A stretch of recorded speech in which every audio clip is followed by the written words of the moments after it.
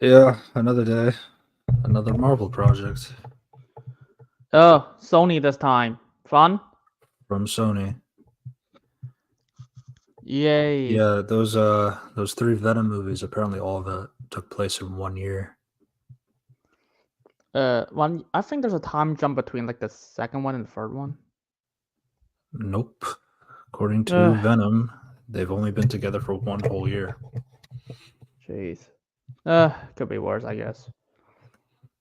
I mean, at least it's not like 2 days. Throwback to Megamind. Yeah, that's a thing. Yeah, and if you guys were expecting anything out of that No Way Home stuff, yeah, nothing at Uh, all. to be honest, it's for the best because MCU is really shit when it comes to handling multiverse. So is Sony, but even if we get past that, um, it's just funny to me because it really is it is like the peak definition of we just did it because we want people to watch the movie and we're not really confident if people will watch it, so let's do this thing where we tie it into, oh, you need to watch Venom 2 to get into No Way Home. You watch No Way Home and then you see, oh, what happens to Venom, so I have to see the next Venom movie to continue on, and then yeah, nothing of that. To be I fucking honest, I fucking hate this company.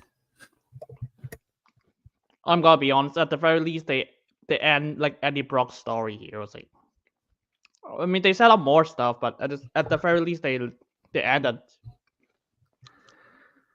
Yeah, it I will say, I wouldn't say this movie is like completely bad. I think there are definitely some decent ideas. I think it's very basic with what it goes for. Uh, to be fair,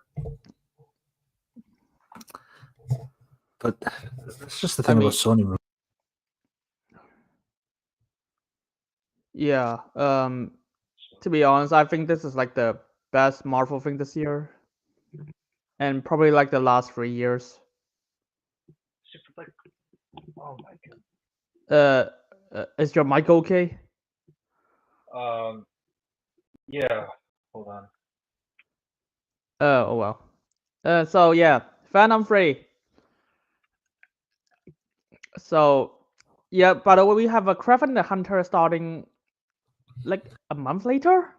Yeah, in December. Ugh, God. Oh, yeah, and that movie gets to be rated R. Uh, I've been asking for that for Venom for a long time, and yeah, no, this Craven movie gets to be rated R. Fuck. uh, yeah. God. Uh, but yeah, before we get started, welcome back to another Reviews Corp podcast. I'm Red Devilos Reviews. I'm with Unity Review and Analysis. Uh, this is kind of a special day because today is actually our 1 year anniversary of our podcast. Yay! Remember Sex Education season 4? Yeah, neither do the world. Yeah, yeah. It's unfortunate. Sex Education season 4 was, well, I mean, Sex Education fell off a while ago, so it's not like that was the turning point, but you know, Yeah, but it is what it is. yeah. Uh, so much fun. So much shitty franchises got destroyed. Don't you love it? I certainly don't. Yeah, man. Next week, technically this later this week, we're gonna talk about something good. So just keep Yep. your ears out for that. And Yeah, go and, ahead. and probably the week after as well. I love the penguin. Yeah, yeah. Oh, and Agatha ended. So Well, I haven't even finished that show yet, so oh well. I No, I just stopped. yay. I mean, I probably just got finished it like before our next Marvel thing, just to see like just to catch up if there anything they gotta fuck it up. Surprisingly, they always fuck up the things that you never realized. Yeah. Speaking of fuck ups, so The Last Dance. Um, it's the third film of the Venom trilogy. Uh, as we said, everything took place in 1 year. So 2018 to 2024, but that was all in 1 year according to the universe. Which okay, fine, whatever. Um, what a bizarre franchise overall. It's actually fascinating how we just it's just the bare minimum of like we got a symbiote and Eddie Brock together. Who cares about anything related to Eddie Brock? I mean that the whole Roborta thing was like in the first movie, and that's just gone. I mean, That they whole stuff about like symbiotes are not compatible with humans, kind of a thing, except for Eddie and Venom. They have like they're like the special one, but then in this movie you have like a bunch of symbiotes latching onto humans just fine. So uh, to be there's that. fair, even the first movie, the Venom possesses a lot of people, but But a lot of them start dying. Wasn't that yeah, the thing? I remember like the Venom has to travel from Malaysia to US in like For 6 months. yeah. All those 6 months memes came back. Yeah, so But even yeah. the not even the first movie, it's like consistent with that standard. Yeah. My other thing that really pisses me off about Sony in general is that all of these movies, all of them, Venom, Morbius, Madam Web, I'm sure Craven will be in that mix too. It really is just we have the rights to Spider-Man characters, and we just need to do as much as we can out of them. Like fuck quality of any kind. Uh, but I guess we can expand on that a little bit more later. I mean, when it comes to like writing, this is like they actually put effort in it. So wasn't which is like more I can say for a lot of Marvel things nowadays. Holy The movie shit! starts off with Null, like my name is Null, and you're probably wondering how I ended up in this situation. No, Like, yeah, I don't need to, but thank you. I mean, to be honest, I don't even. He only has like 3 scenes, including the post-credit scene. uh, yeah, yeah. And so Null was actually created in 2018, so the same year as when Venom 1 came out. So it's not like this character is like rich of history. Not a lot of people like the character outside of edgy people. Um, I mean, it was funny when the MCU has access to Gore, who is very tied to Null, and they don't use him at all, which is fair. Makes sense, I guess. Wait, well, Um, Gore is fucking. It's like connected to Null. yeah, his Necro Sword is the sword that he uses is from Null. What the fuck? Yeah. Um, it's not like I mean, Love and Thunder had a lot of other issues outside of that. I mean, Um, I mean, I'm glad he only has like 3 scenes because Kang the Conqueror situation that would be even worse. I I can see that. I guess my thing is like what's annoying is like this whole movie, the villain is like it's not even Null, it's his dogs. I mean, The xenophage's dogs. Like that was the threat. yeah. I mean, I just Um have problem with the history after knowing like how powerful those dogs are. It was like so like it's like okay, the history is like really fake. So he's evil. His children betrayed him. Trapped here. Done. Or like, oh, how do you get trapped after witnessing how powerful your dogs are? Kang being quietly shelled will never not be funny to me.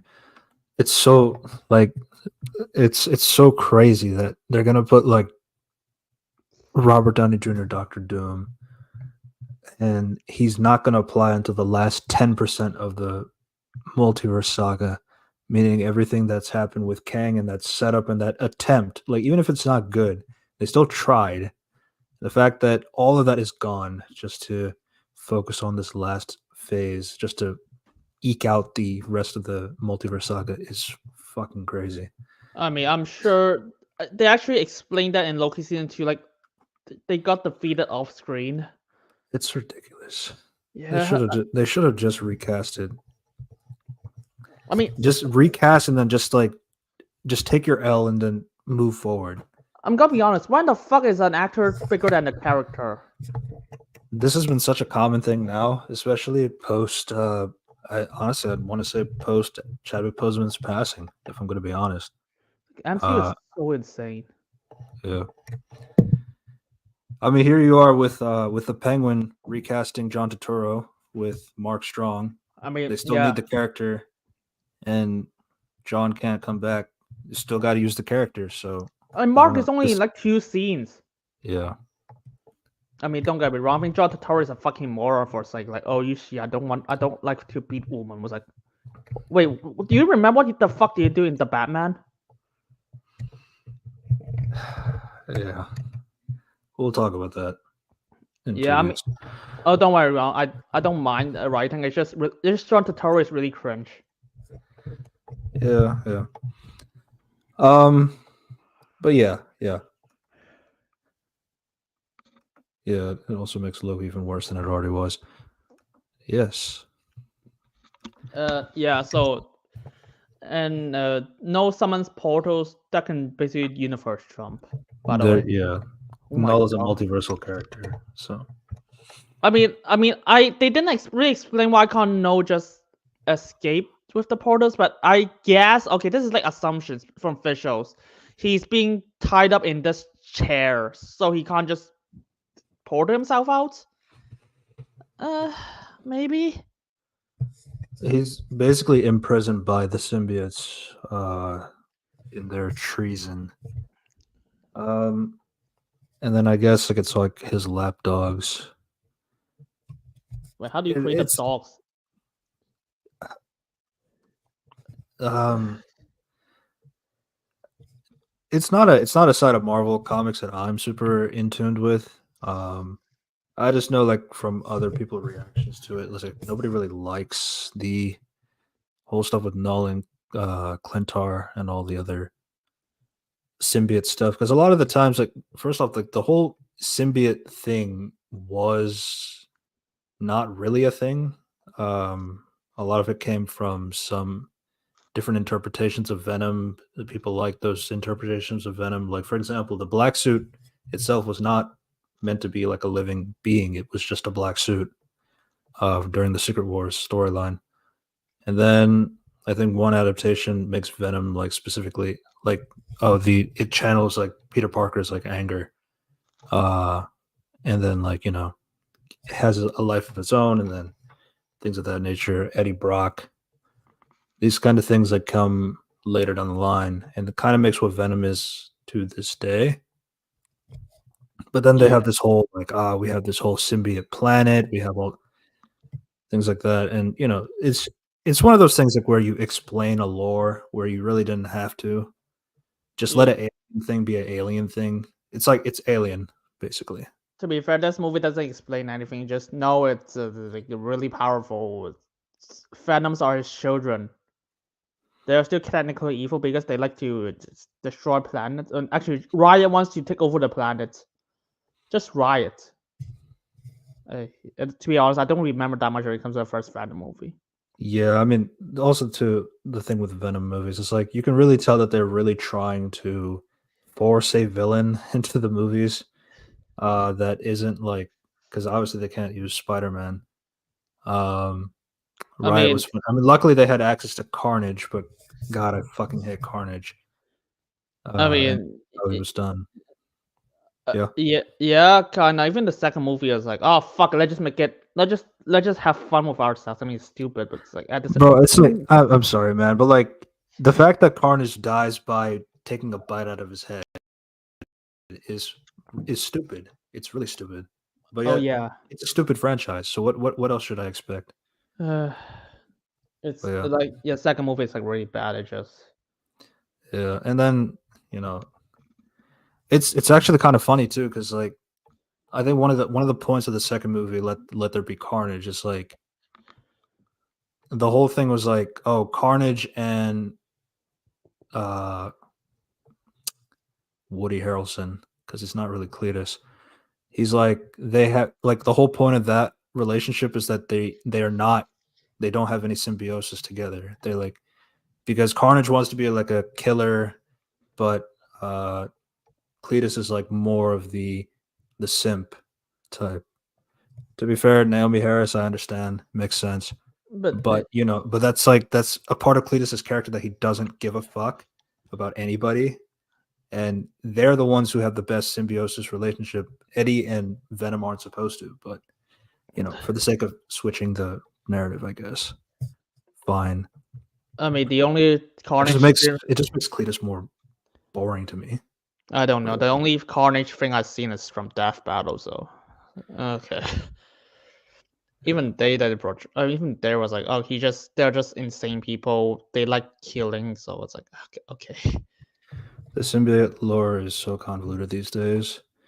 Venom, get in the rocket. No, we won't let you take this world. Then die.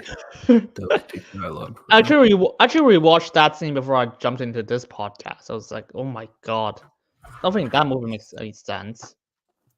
I mean, there's still like something that is not completion. Is like Eddie and Venom's relationship is not too bad.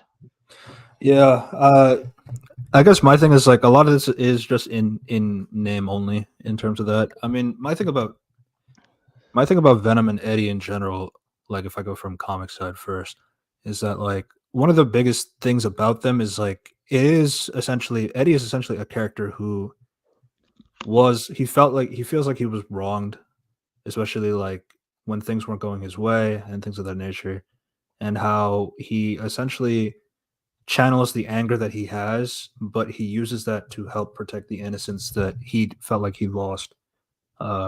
With and then with the help of Venom, like Venom is kind of like yeah. So Venom comes off of something like Peter Parker. He has the powers of Peter Parker, but like he is like essentially still like because that's the thing about symbiotes in general is like they basically take the skills of what their previous owner had, and then they can apply more in the next symbiosis kind of thing. So obviously, Venom doesn't have that in this universe because there's no Spider-Man.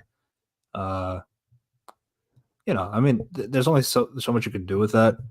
Um, but yeah, my biggest thing about Venom, what's annoying to me is that Eddie really is pretty useless because it's just like because like they pretty much treat it like Venom is like his own thing and he's the one who's doing all the actions while Eddie is just kind of sitting inside doing nothing.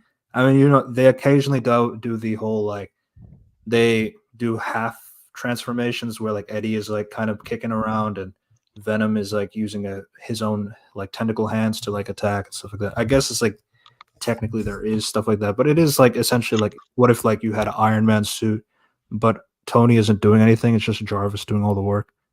It's kind of like that.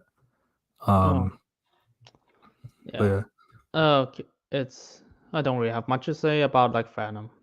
Cletus and his symbiotes are supposed to be so connected that they say "I" instead of "us," and the movie does the complete opposite. Yeah, Yeah, yeah. pretty much. I guess I don't remember the second movie that much. I thought the second movie is like basically just filler. I mean, it expands more when it comes to Eddie and Venom's relationship, but that's kind of it. By the way, do you guys remember there's like a screaming lady in like the second movie and no one talks about it anymore? So I was like, wait, is there a superpower people in like Venom first? Yeah, she's a mutant. Okay, so my only thing is like, oh, I guess the government covers it up. Which, to be fair, this is actually supported by this movie. Michelle Williams is not in this movie either.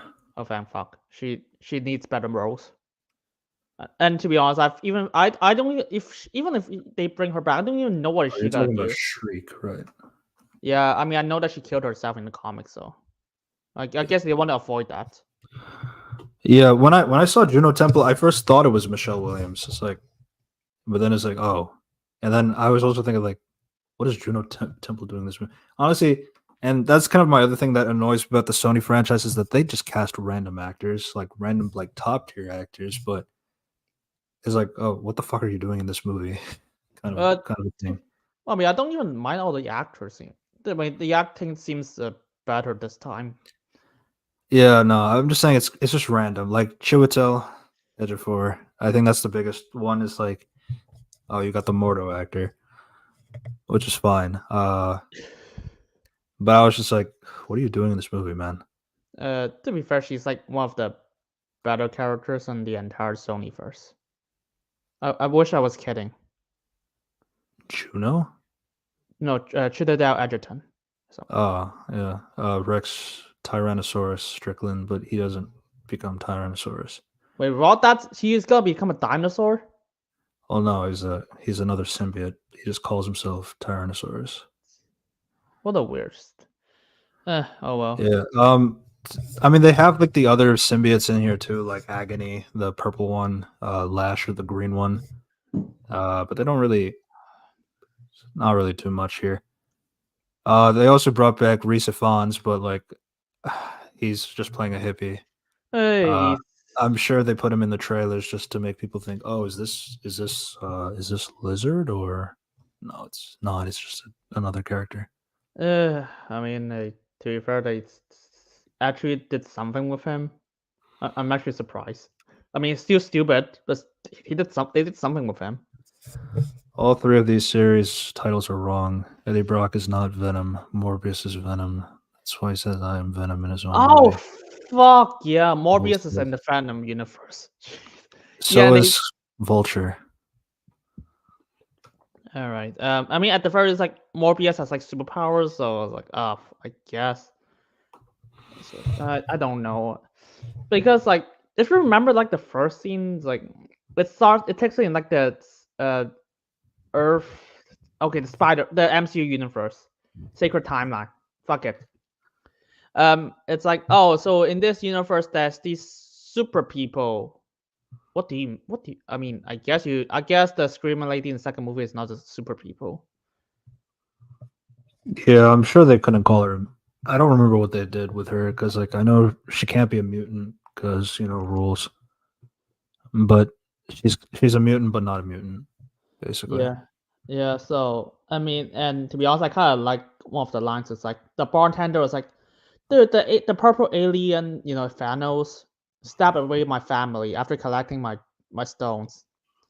And like Andy was like, "Oh, I'm sorry." Yeah, I'm surprised. Does Venom first actually acknowledge that? That's my surprise.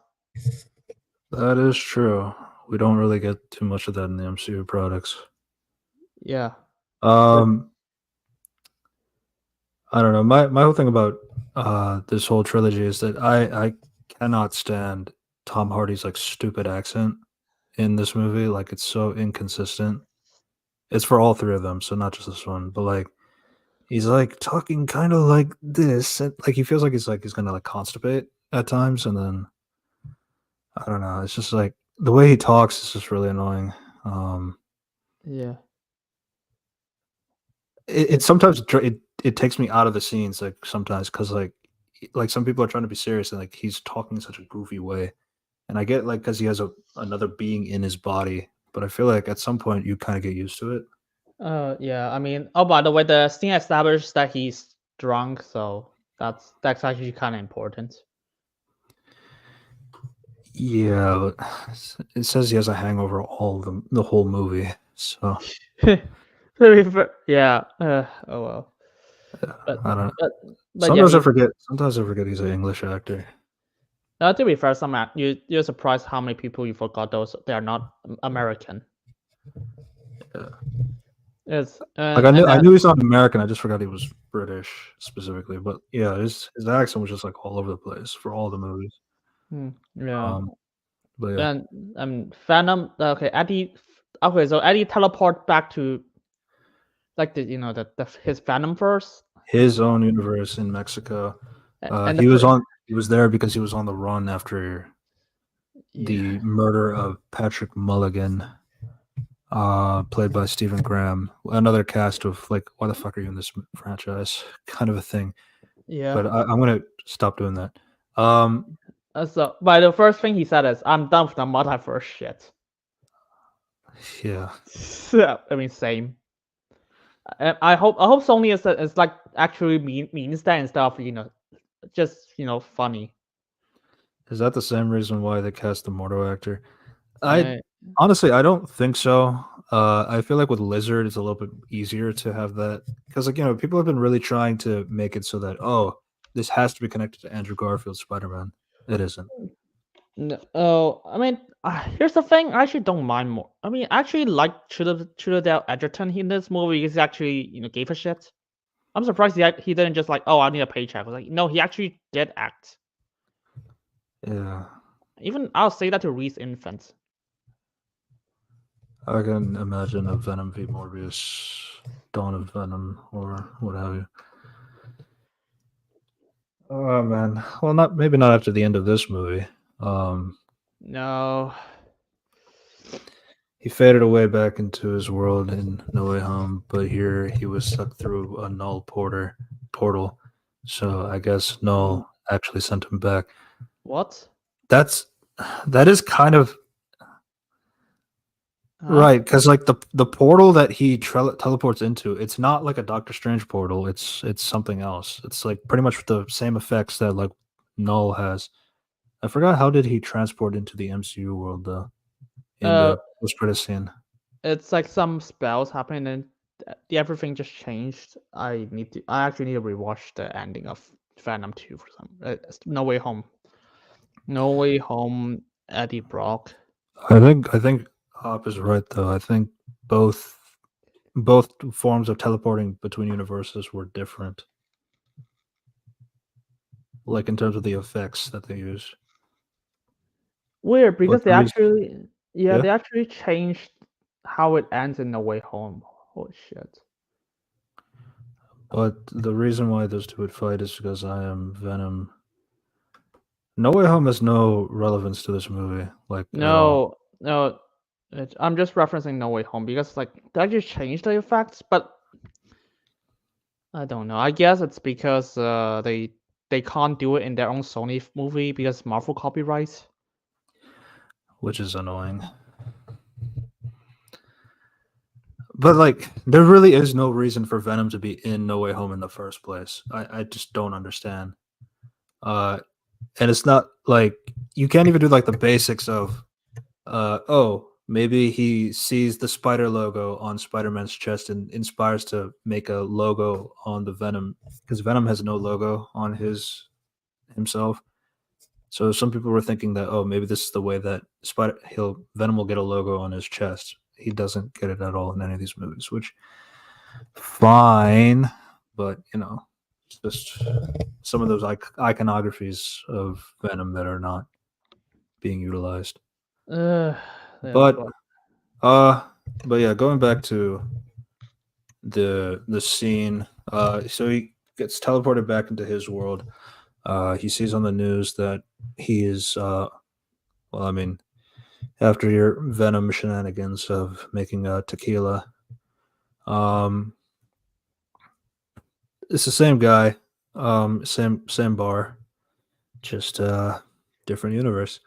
I mean, Um, by the way, this mhm. movie is like really funny to me. Like, ironically, fuck. I was like, they actually just like, fuck it. Let's just have Eddie like and Venom just got drunk and just destroy this guy's bar to make a drink. Yeah. Um, yeah. So the funny thing to me about this whole movie is that Eddie is already on the run and he's already in Mexico, so he's already outside of jurisdiction and all that stuff. But he's like, no, let's actually go to New York and find this guy who I can blackmail to change my identity. And yeah, that's why he wants to go back to America. So yeah, while he's safe in Mexico already from the feds, he decides to go back into America. I just thought that was very silly. Um, It is a weird situation. It's like it's a lot. Well, Oh well, I mean, it's just that logic is like because apparently there's a report that's like, oh, by the way, even in Mexico, they're chasing after you now. The reporters are here, so it's like, oh, I believe.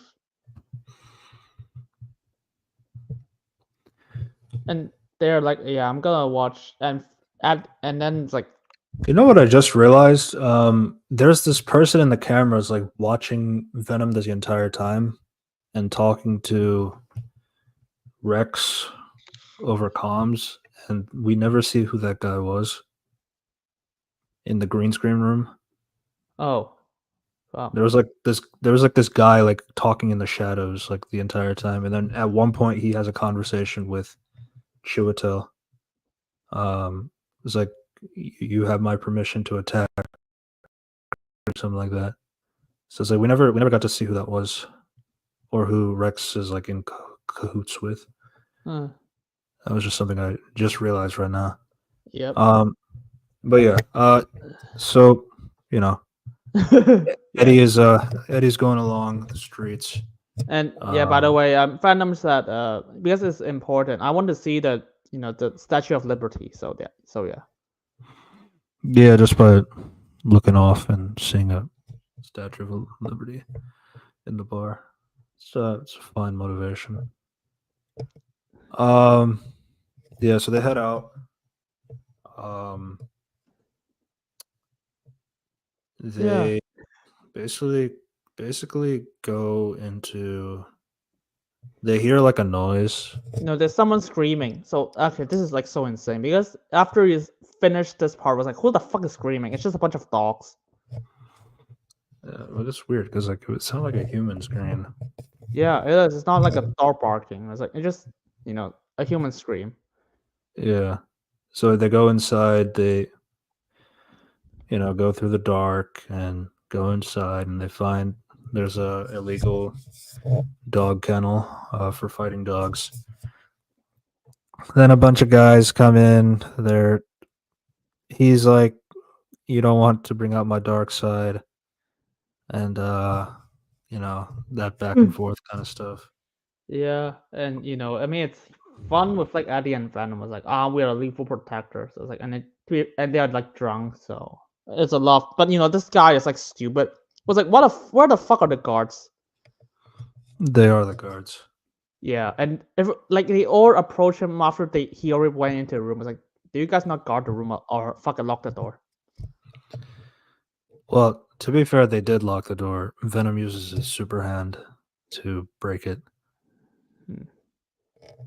I guess. Because Yeah. like Eddie does say like you mind, and then with pleasure, and then he super hands to break the lock. Uh Yeah, and then they just fight. yeah, you got your wombo combo of your fight. They open the dog kennels so that the dogs can also help out. Um Yeah, I mean they just it's like cool, I guess. It's like a lot. I mean, it's just usual stuff. I mean, it's like it's just like Eddie and Venom just got drunk, fight over some guys who there's no way they got beat Eddie because he can heal himself and Venom mode.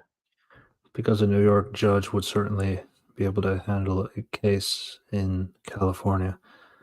Yeah, I didn't understand the logic. No, no, Then neither got do the order mixed up.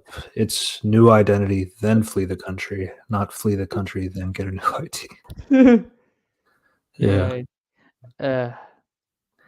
No, I'm telling you, like when I was watching this movie, there was so many instances where I just kept saying, "What the fuck?"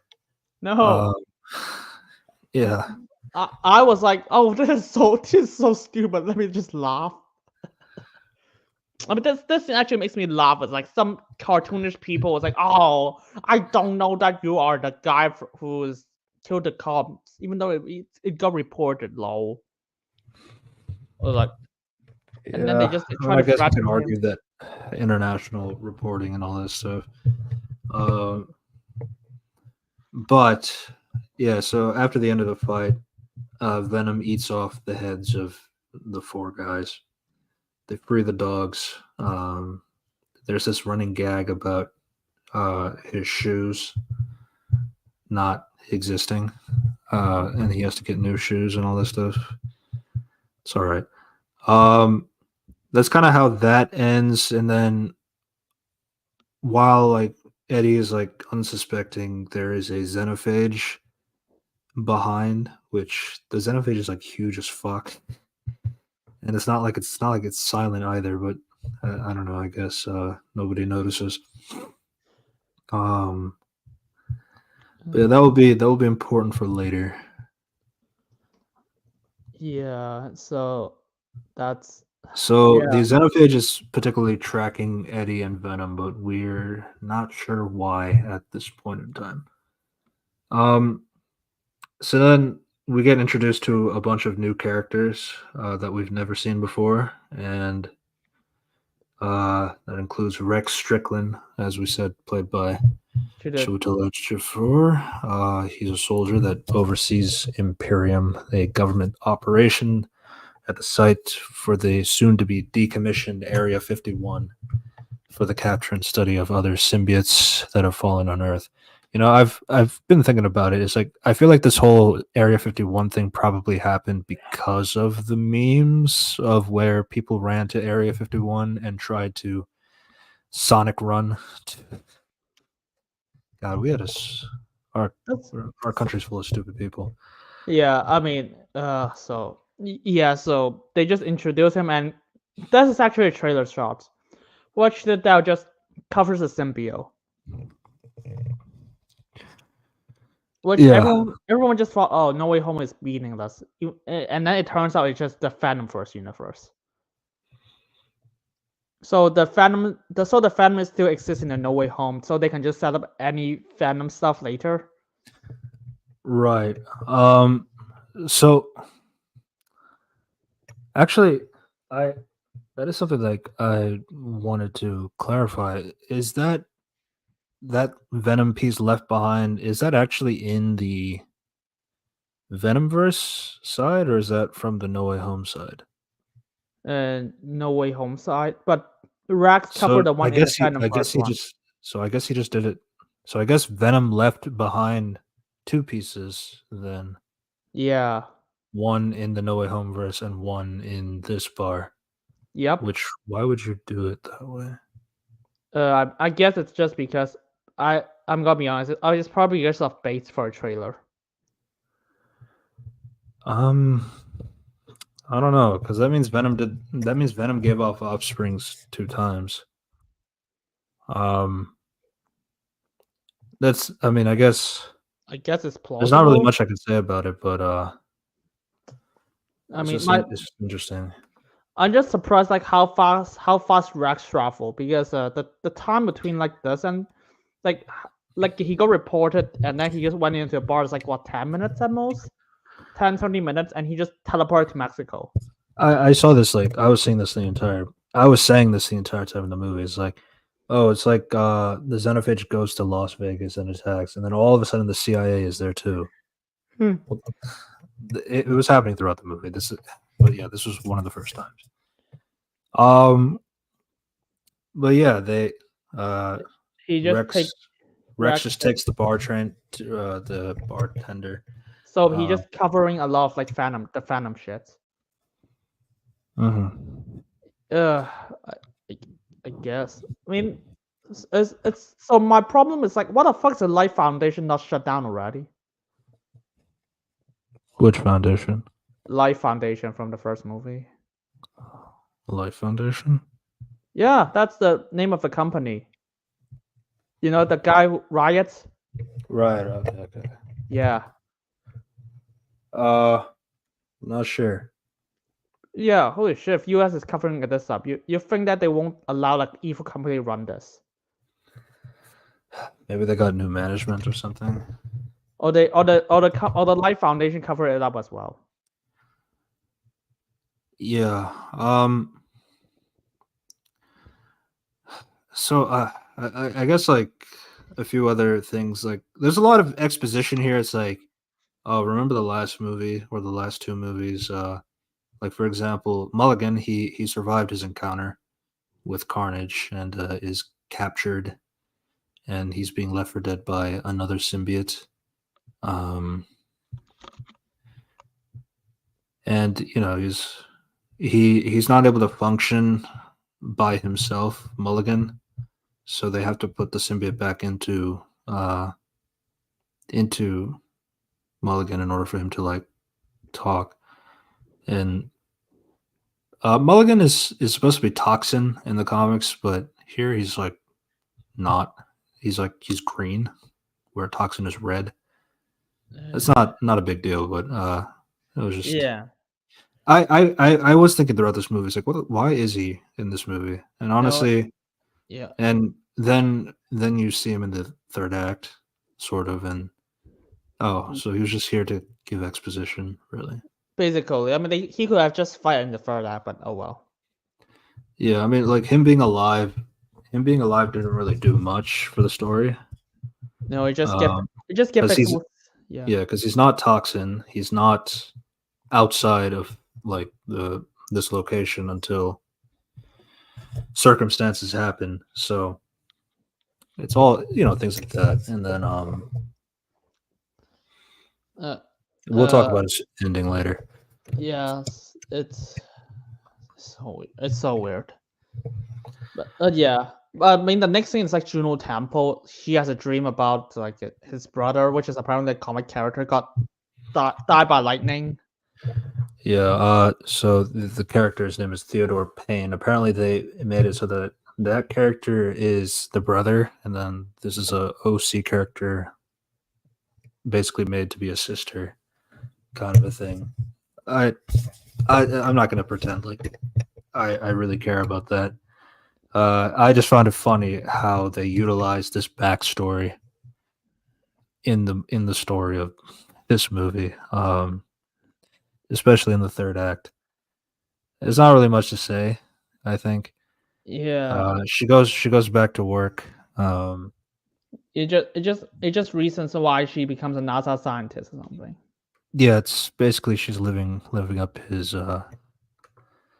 dream of wanting to work in Area 51 and with aliens and stuff like that. They say that his symbiote left him for dead and then gave him a symbiote they had there. So I guess the actual toxin symbiote is still out there. Another letdown. Without a doubt, the best part of Eddie and Venom saying in unison, and now, bad guy, we will become Venom the Last Dance. Yeah.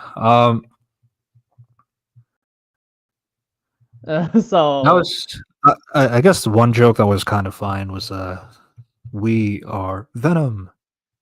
No, we are Venom.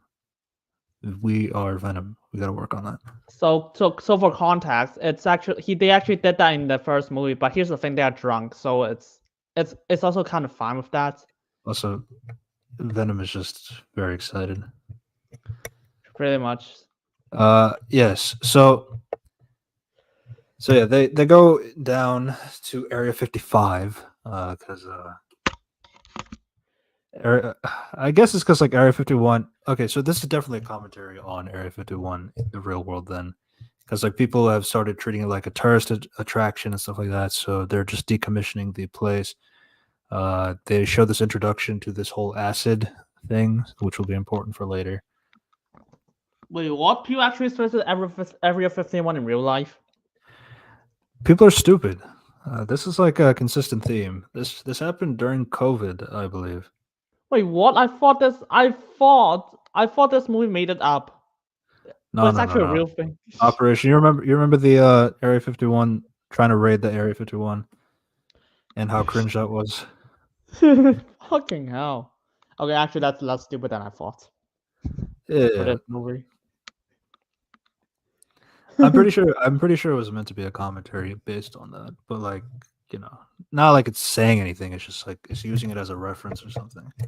My and obviously the hippie family is kind of like another version of that. But we'll get back to them. Yeah. Yeah. So my thing is like they're like the Area 51 is like decommissioning from like up in 3 days. I was like, holy shit, are people leaving already? Because how did they commission is like destroying buildings and shit. I was like, wait, why the fuck are people still working inside? Just move all because apparently they're in Area 55, which is underground. Which that's kind of what I'm wondering too. Is like so Area 55 is just Area 51, but underground or like Also, under the.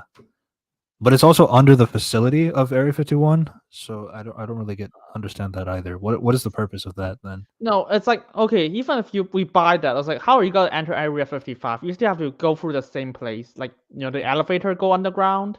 Yeah, it's not like it's in a new location or anything. And then you have like this whole acid trap that's on top of Area 51. Uh I mean, I guess acid won't go through all the way down to Earth and into Area 55, sure, but I don't really see the purpose of keeping it in the same location. Like first off, like it's already a tourist attraction. Why would you put Area 55 in the same place but underground? That doesn't really make any sense to me. Don't you want it to be more discreet? Uh that was just some of the thoughts I had. Yeah, it's like the weirdest. Yeah, the I mean, Naruto so running rush, the Area yeah, 51, I mean the way that Juno Temple get ancient me. yeah, and so the way that Juno Temple get into like it's like through a waterfall, which is like still near Area 51. It's not like completely in Area 51, but at the same time, it's like, what the fuck will you even place that? Just place it in a different location. Place the entire facility in a different location. That's all you need to do. Yeah, yeah. Um, yeah. I only had two thoughts in this movie. What the fuck am I watching? And this Sadie Christmas is really attractive. Um, those are two thoughts I had for this entire movie. No, I was like, this is so funny. Juno Temple's backstory is so funny. And then this shit like the decommissioning is so funny. It was like I was literally laughing while watching. Yeah. And then all of a sudden, so basically, they have this conversation with, and Juno is like just talking, like every line of hers is like really funny to me because like every time she talks is like, oh, this is my backstory. This is things about my brother. This is things that. Do you know what he thought? This is what he thought. Like this is like basically the extent of her dialogue. And Rex is like kind of like I don't care. Uh, Yeah, but then it's like then they had the conversation with Mulligan, and apparently the purpose of the symbiotes were here because they're afraid of something that came from where they came from, basically, or they were here for sanctuary, sort of a thing. Um, and Strickland is ordered to bring Venom down. So things like that, and yeah. So meanwhile, what's going on outside is that a plane is flying in the air, and so is Eddie and Venom on the side of the plane, yeah, so which I is was all in like, the trailers. my question is, how do you get to the side of the plane? You still have to sneak into the airport and shit. I guess it's like, I guess like you can go through the gates or like go over the gates or using his Venom powers. Even then, No one it, caught him. that's a lot. Yeah. Oh my That god. yeah. Uh then he turns into Venom, and then all of a sudden that gets the Xenophage from Mexico to look up Some into the sky and find Venom that's on the ship. So that makes it clear for us that okay, Venom being Venom is going to bring the entire Xenophage into its direction. And and this was the funny part, it jumps in the air, it does one jump in the air, and it's already like in the direction of like it's going to it lands on the plane. So basically it doesn't matter how far away they were, it was going to make it in one jump. And yeah, Venom is terrified. Um, they sort of fight it, but then it like this is the thing that got me. It's like the the Xenophage goes through the rudder and like you can see it like catching on fire and all that stuff. The plane is fine though, or maybe not. We don't know because they never talk about the plane ever again. Mm, yeah, I mean, it's like the movie just played off. Oh, yeah, they're fine. They just the fucking alien just got cut by the turrets. Yeah, but then we learn later that it can regenerate.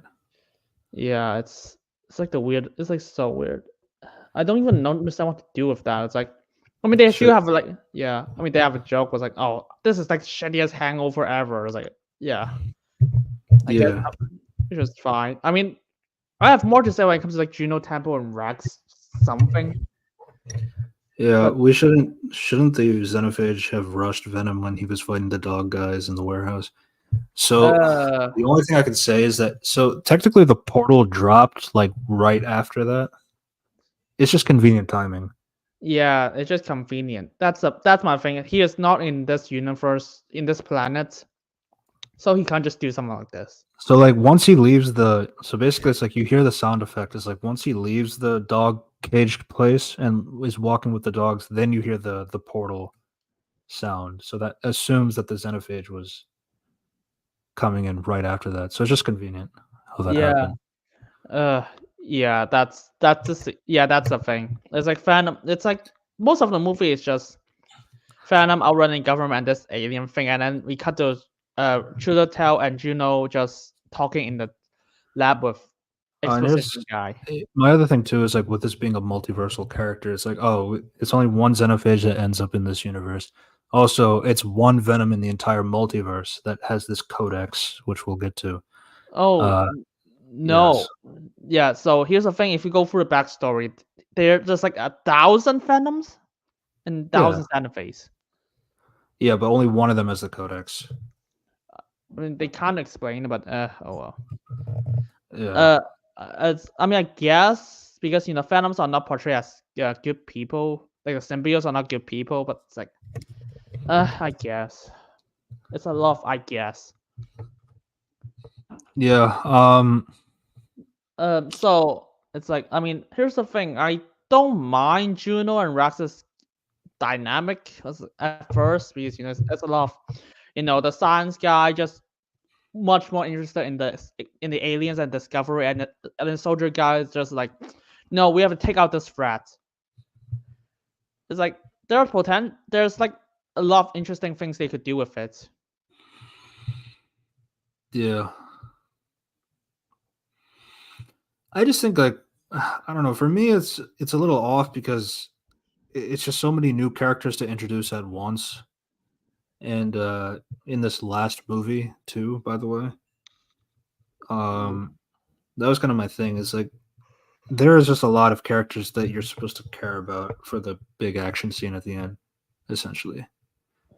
Um, I don't know. It's I felt like it just lost a lot of focus when it came to that. I mean, I think it's fine at first. It's like, oh, I mean, especially Rex is like he's just like feel as, oh, we have to take out the threat of aliens, and the scientists just did nothing, and just like I want to explore it. Just actually a cool contrast. I mean, of course, what they did is mostly exposition. Yes, that's mainly it.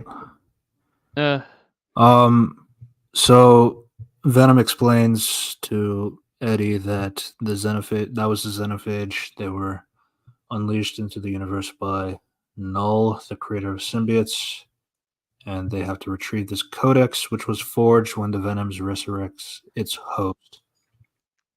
And the reason why this has became a thing is because Eddie dies in the second movie, but Venom brings him back to life, and this is where I'm kind of confused now. So a codex is formed when a symbiote resurrects its host. Um, so what exactly? So I guess throughout the entire multiverse, because you have to remember the symbiotes are a multiversal thing now. Uh, so this only happened this one time with this particular Eddie and Venom, where and Eddie died and Venom brought him back to life, and that introduces the Codex.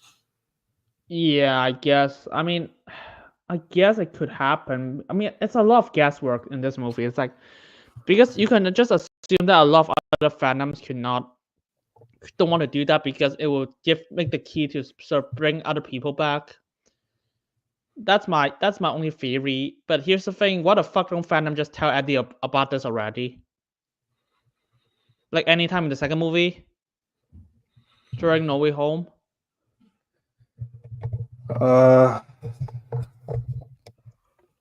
This is I don't know. There's just a lot of information going on here, and like factor in that this is only 1 year of their relationship together. Yeah, it's like here's it's even funnier. It's like what the fuck did no one do it now? Or is that a time jump? I don't. Or is like the first scene takes place like thousands of years ago, or like not thousands, just a year ago, and they only find it like just right now. Yeah, that's yeah. What else? What else? So Venom, like basically, he's fine with doing tendril stuff, but like he can't fully be Venom. Otherwise, the xenophage will, basically track him. So it just seems like an excuse not to have the full Venom CGI throughout the movie. I Which mean, honestly, I would say that the effects of this movie are really dated compared to the other two movies. So I will say that. Though to be fair, the second movie did have Andy Serkis, so that makes sense why it was better. probably. And oh my god, and he Right, got Andy Serkis is also playing Null. to be fair, he and like Tom Hardy are like friends, and Tom Hardy got him to direct like Venom 2.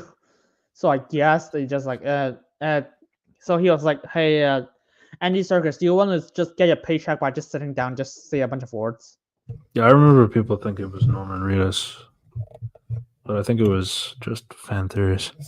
Yeah, I mean, to be honest, after Andy Serkis was like, actually, yeah, probably. I mean, I'm kind of fine with the casting, I guess.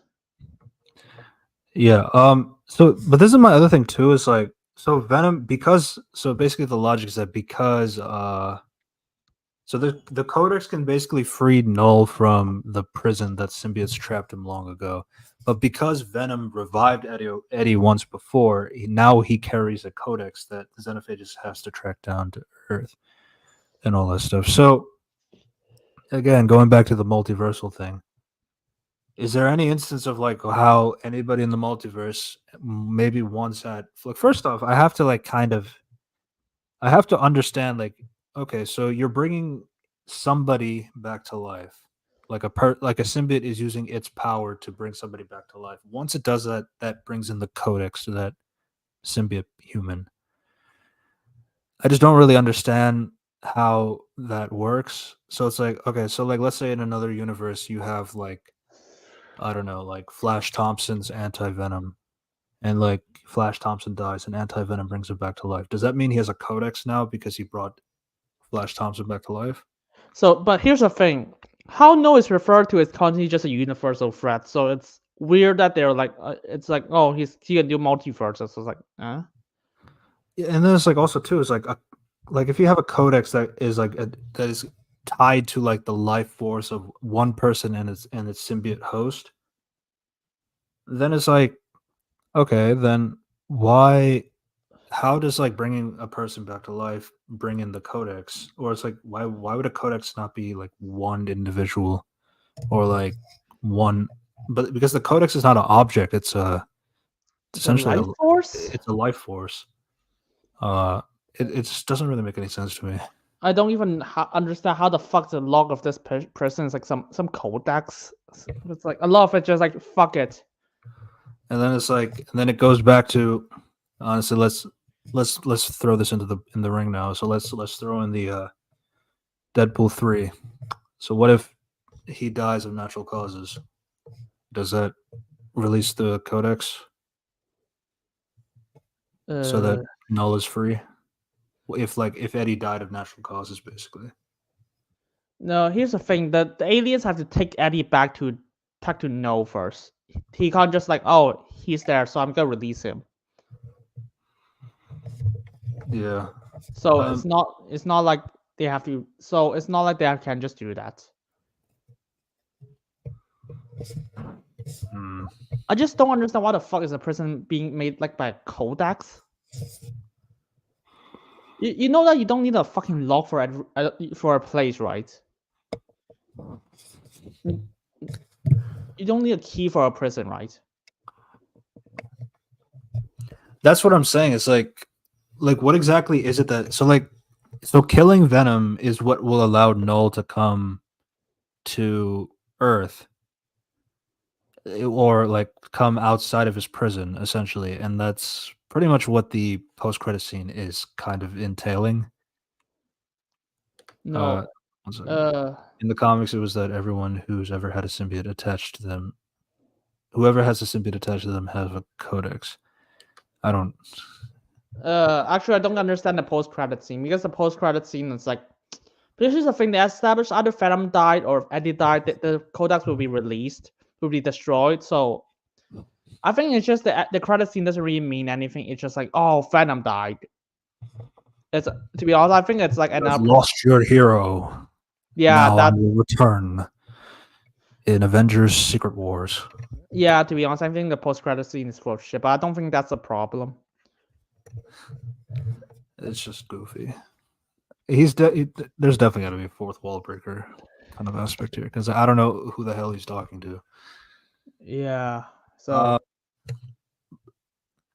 So yeah, that's exposition, and they found a horse. Yes, so that Venom horse that they've been showing a lot in the trailers, yeah, that is only there for the pretty much all of the scene of the horse is in all the trailers, just like he's running and it's hurting Tom Hardy's balls, and then it's gone. That's Yeah, about I it. mean, so yeah, I mean so I hear some reviews like, wait, so if Venom possessed the horse, why don't those Bucky things just track the horse? So the rule is that it has to be Eddie and Venom together, because then, So because like Eddie is the one who has the codex in his body. So if Venom takes over a horse, then uh, Eddie is like not being possessed by Venom. So that's why the codex is not being applied there. That's what I understand. But at that point, it's like, okay, then why don't you just have Eddie hang around some other animal and just let Venom operate himself with the other animal or another host of some kind? Keep Eddie attached, but then at least Venom can at least operate without having to, sacrifice his powers to help out in situations and stuff like that.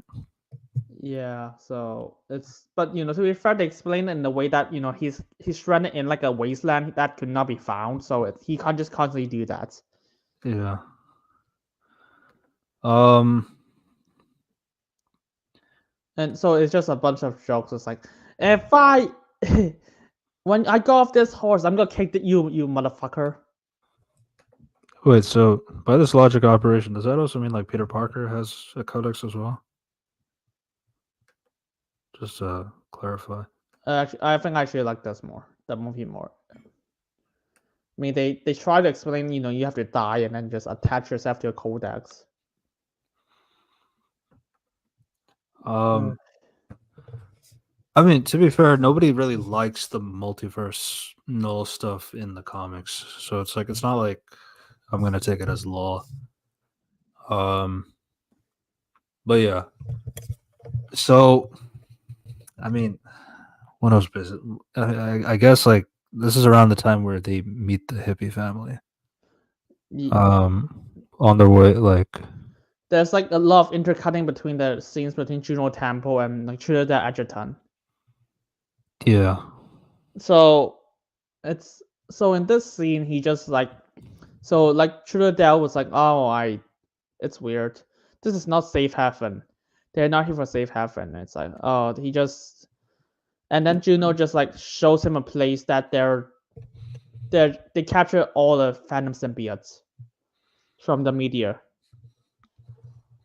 Not so not okay. So here's the thing. So Rex bring a bunch of symbiotes to like Juno Temple in this layer, and Rex said the meteor bring a lot of Venom symbiotes, and they all survive. And Chudodell is actually there in the first movie. How? So it's The so power it, of flashbacks. yeah. So here's the thing: if that's the case, Life Foundation should not even happen. My thing is like it probably got rebranded Yeah. or under new management or something. Because essentially, it is like a useful thing, I guess. It's just that the guy was bad. Let's just replace the guy with somebody better. Um, but there isn't really any focus on that either. It's. I mean, it's just. I don't even know what to say about this. My problem is like because this scene exists, so like Rex is already in the crash site, so he knows that the people who got killed are like from like Life Foundation. So he would be like, dude, you have to stop Life Foundation. Because they are probably we should investigate Life Foundation just in case he has any symbiotes. But but the first movie couldn't happen if that's the case. Hmm. Um, actually, the first thing that happens, no, before he meets the family, he gets ambushed by Strickland and his team. And then Venom. Basically, they both get separated because Strickland just like fires the Sonic Wave. sonic waves. Which honestly, like the movies, like these movies are inconsistent every time. Like whenever they do the sonic waves and the fire being an issue for Venom. Yeah, in the first movie, it's like it's never separated this power this fast. But Yeah, I mean the only leeway I guess like it's military tag, I guess, so they can just focus the Sonic Pulse to do something like this, maybe. yeah, and then they obviously wanted to get some of the Venom animals again, like the Venom fish, the Venom frog, Hmm. Yeah. things like that. So yep. So basically, Eddie just killed one of the humans. Yeah, he's like horrified that he did that. Yeah, I Um, mean, and then by the way, the Phantom got tied up by a net. Yes, this liquid got tied up by a net. Lol. Yeah, though he eventually attaches back onto Eddie because Eddie's about to fall down the waterfall. Uh, he's saying don't Don't turn, but transform. he's like, I'm not gonna let you die. And then Which they is both fall in the water with Venom being Venom now. yeah. So this brings in the Xenophage again, and it basically fights. The humans try shooting at it because obviously it's a alien, and it kills like Three two of of the men. them. I It's think the three. So it kills two of them by itself, and then I think he counted the third one from Eddie killing that woman. I think, but he does say three of my people died later, which honestly, God, it was horrifying too. It's like it eats it and then like sheds blood out of the back of its neck. yeah, which is like holy shit. Are you sure this movie is not R-rated? Yeah. So in the commotion, Venom is like so Eddie is just swimming away because like he feels like if he tries to help out, bad things are gonna happen. So he kind of just lets the Strickland guys try to deal with it themselves. So Strickland is in his helicarrier. He calls back HQ to to Juno HQ, Temple. He and calls Juno Temple. It's like there's something else out there. And I just lost three people, which is actually fine, which is actually motivation. He actually cares about his own people. then the first thing she says is like, "Did you get any samples?" Which is actually Samples. I mean, I think this is like a much more effective communication of their characters. Like one of them is actually sympathetic. Oh fuck, some my man died. The other person is like, can you just give me alien shit? Yeah. I mean, of course, the scene just cut away from that. I was like, oh, okay. Yeah. Yeah, and then Venom and Eddie kind of talk about it. Like Venom is like Eddie is not very happy that he had to kill somebody, and then Venom is trying to justify it that it's like they were trying to attack you and all this stuff. It was in self defense and that kind of stuff. Yeah. This is around the time where they end up with the Martin Moon, played by Risa Fons, and Yep. the hippies Is, is he alien. also a comic character I don't know about? I don't think so. No. By the way, this is also the same scene that's like, oh, we've been together for a year. Right. Yeah. Right. It's so weird that all three movies take place in a fucking year, including the post-credit scene during No Way Home. Mm. Honestly, God, I feel like a certain cat would kind of get pissed off with. Okay, so then so if this took place in a year, then No Way Home takes place in this year. So you're going to tell me that the Venom movies actually did not take place in 2018. It took place in, I don't know what, 2026, 2025, something like that. I don't know. Oh, I don't want to play that game. I found what I'm this not having character is fun based anymore. on. Oh yeah, I'm tired, it's like boss. yeah. Yeah, so basically that, and then they found What's it like based on? Risa Fons, um, a singer called John Moon Martin, a real life singer called John Moon Martin, who's a Mm. guitarist. That's an Yeah. inspiration. Yeah. It's they're an okay addition to the film. It did give me a lot of like pseudo Last of Us vibes and stuff like that. Logan, I Yeah, guess. But it's honestly funny because like Tom Hardy's like, oh yeah, I want to do a Logan esque rated R kind of movie, and it's like, dude, you should have done that a while ago. We've yeah, been asking for this for years. And honestly, this Last Dance kind of felt like it would have maybe been better if it tried to go for like a Logan esque kind of story, but it is what it is. yeah. It's, I mean, I by the never way, expected that to be fair, but yeah. yeah, yeah. Oh well. And by the way, we cut back to the Juno Temple. Just look at like what's it called? Stephen Graham. He turns into like this spaghetti Venom symbiote. Yeah, so it's a new symbiote. It's not Toxin. Toxin was trying to kill Mulligan, so they had to detach Toxin from. So that's what Operation was saying earlier. It's like, yeah, it was Yeah, trying to it was trying to kill Stephen Graham. Um, so they had to remove him, and then they gave him a different symbiote because his body's now functionless without a symbiote in it. So I don't know. yes. I didn't So here, really, yeah. But so here's then, the, yeah, go yeah. ahead. So here's the thing of what Stephen Graham said. Um, so he basically explains that but he sent his old one. I don't even know what old one refers to.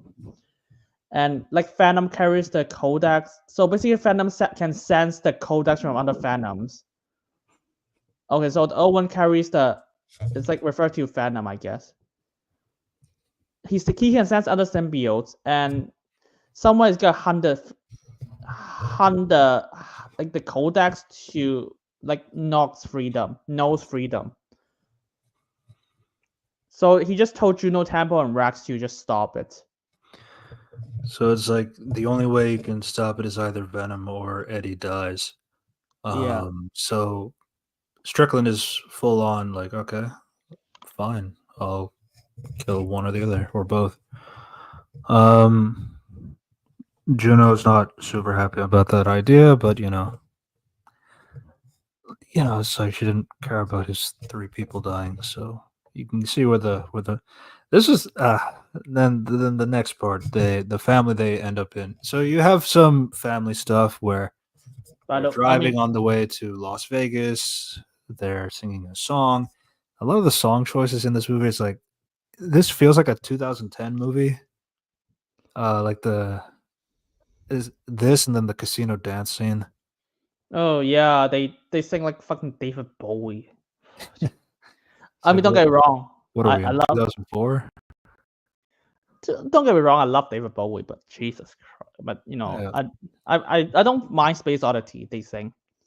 Oh well. Oh, by the way, some new information about the scene beforehand. So it's like, Toxin, not Toxin said, this guy Noah is older than the universe. I have no idea how does that work. He's a multiverse character, so of course, naturally. Well, there's no explanation. He's just like fuck it. He's just that old. Even though like universe is created during the Big Bang. Yeah, I mean, if we talk about the other characters like Beyonder or any other kind of characters like that, that will get annoying for you. But I'll leave it Yeah. at that. Well, I actually kind of like this argument between like Strickland and like Juno Temple. Is like, oh, Strickland was like, I need to kill Venom to save the universe, and Juno Temple was like, you can't be serious. And the Rex is like, my men are dying. My man died. And Juno was like, we have barely scratched the surface of everything. I was like, that's actually, there's actually some interesting dynamic here. It's just a lot. They didn't do much afterwards. You're more interested in this side than I am. Yeah, I know. I mean, I do understand where it's coming from. I just personally didn't really care too much, but I do understand where it's coming from. Yeah, it's like my thing is just like, oh, I care. There's like there's a lot of things they could do with it. They just didn't do anything with the dynamic at the end of the movie. Yeah. I mean, I Mm-hmm. didn't really think Juno was super strong. I mean, I know her from Ted Lasso and Fargo, and she's really good. And Dark Knight Rises. Dark Knight Rises. Yeah. I just didn't really think she was super strong in this movie, especially going toe to toe with Chiwetel. So that was just my thing with her. Yeah. I think it just needed somebody who was a little bit more stronger in terms of like appearance or like can actually push back. Because like a lot of the things she is saying is like it is pushback, but like I don't know why Chiwetel is like conforming in that kind of sense. Like I just feel like there was no it didn't feel like an even back to back, even though they were acting like it was a back to back that was even. But that's a nitpick, I guess. But here's the thing. Here's another scene they tried to set up. The Black Sans lady was like, oh my god, this is terrifying. That's a setup. Mm-hmm. So yeah, they arrive in Las Vegas. Eddie's trying to go into. Honestly, I don't even know what Eddie's like looking for. So Eddie's just trying to find another way to get to New York. And he just stumbled across Reese Infant's camping trip for some reason. Yeah, yeah. Yeah. And they help this like, oh, we'll take it to Las Vegas. And it's very kind. The type of kind family that you feel like would die if it was a Logan-esque sort of movie, but it's not, so they're fine. Yeah, so But yeah, they so he's kind of the thing is like they're just dicking around essentially. So like, oh, I want to go inside this hotel. You can't go in the hotel because your clothes look like shit. Fair enough. yeah. So then he goes finds like a guy like a guard who is like Wait. dressed in a suit. Well, first he hits the hotel employee in the head, but even then, like he still runs away. And then he finds another guy who's like drunk and pissing, and What are the odds of all of those? yeah, and then Venom knocks him out. So why do you keep knocking people out? Uh, I don't know. And then he wears the suit. It's kind of funny to me because like the guy was taller than Tom Hardy, and then Tom Hardy puts on the suit and it fits him. It's just very clear that they just got a new suit that fits Tom Hardy better. Those kind of things are like it's a nitpick, but it's really funny to me. It's actually that When you entire think movie about is just funny. Hey, remember the hippie just like saying ground control to Major Tom the entire time? It's like fucking hell. I mean, they have the whole sexiest man alive. I've already yeah, won magazines for that. Yeah, that's in real life reference to that with Tom Yeah. Hardy. I mean, I guess it's like they're more relationship bonding. It's just like Eddie reflecting what will his life be if he doesn't meet Venom. That's basically the purpose of this scene. Yeah, that and there's like the boy. I mean the boy in the chocolate scene was pretty good too. When the son character gives Eddie like a piece of chocolate, Eddie's like, "Oh, I have a best friend who loves chocolate," No, and then the boy's like scared of aliens, even though his family's like wants to see aliens, and Tom Hart, Eddie is like, "Aliens aren't real," and then Venom says, "You did the right thing. You'd be a good dad." yeah, yeah. It's a lot of reflecting. It's like a scene that reflects on what will his life be like if he doesn't have Venom, which is actually built upon from two movies. You know, his fallen relationship with like what's the fuck, Michelle Williams. I'm not gonna add like Annie or something. Yeah. But of course, my problem is like, what the fuck did Reese Infant bring his kids to Area 51? Uh, to be fair, the wife also supports it too. So Fucking hell, people. It's like it's a place for militaries and shit. I guess the only thing I could maybe see is like it is getting decommissioned. I just don't really know. It is a bit silly overall. Uh, but speaking of silly, so Venom goes in.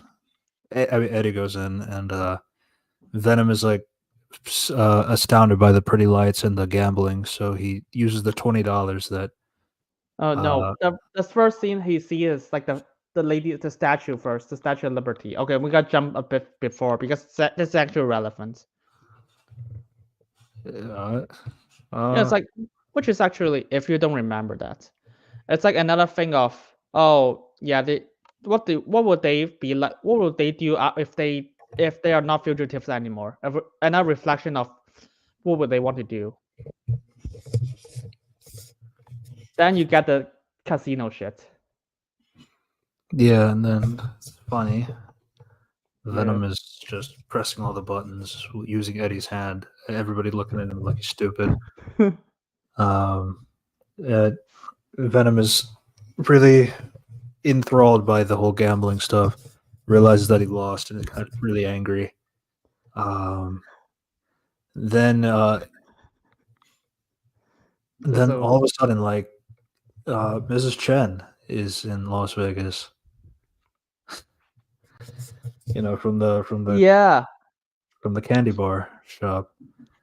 Uh, yeah. In this, not just in Las Vegas, in this exact same gambling room, and in this exact same time. yeah, and she's just there for vacation. How So much how much do you earn for this vacation? and it sounds like she won. She won the like a big prize, like according to them, because like they had like this sweet hotel where it's huge, and then Mrs. Chen is like, let's like so when they go up to the hotel, I mean they do have like your standard like I haven't seen you in such a while. We're still on the run and all that stuff, and then like I want to see Venom. No, you don't want to see him. And then it's like I want to dance, and Venom is also saying I want to dance.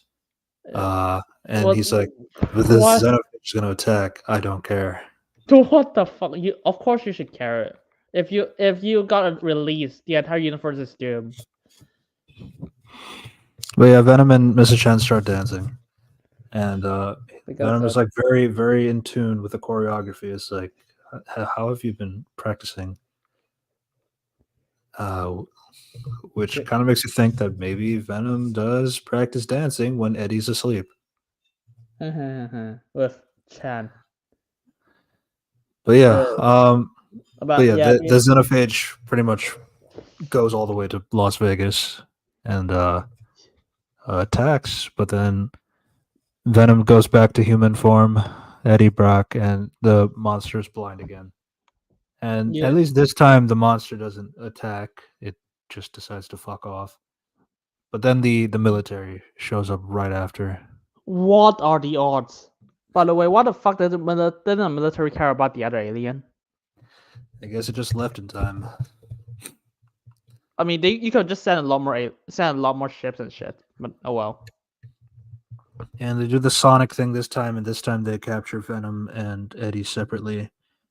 And Yeah, military leads into time. Area 51.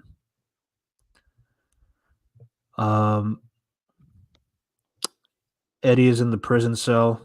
He sees across that Mulligan is there. Mulligan is saying that through the symbiote is telling him like you need to destroy the codex or something like that. Yeah. I forgot what the particular line was. Yeah. Okay. So what is actually before that the fucking hippie brings his entire family sneak into fucking Area 51. Yes, the place that's gotta be the decommissionized with falling buildings. Yeah. And there's a fucking hole there. Jesus Christ, you I think military. at that point they just don't care about the. It's going to be decommissioned in 3 days. Who cares about security at this point? Yeah. Oh my God. So that part I could understand maybe a little bit. What is it? This is around the time where they.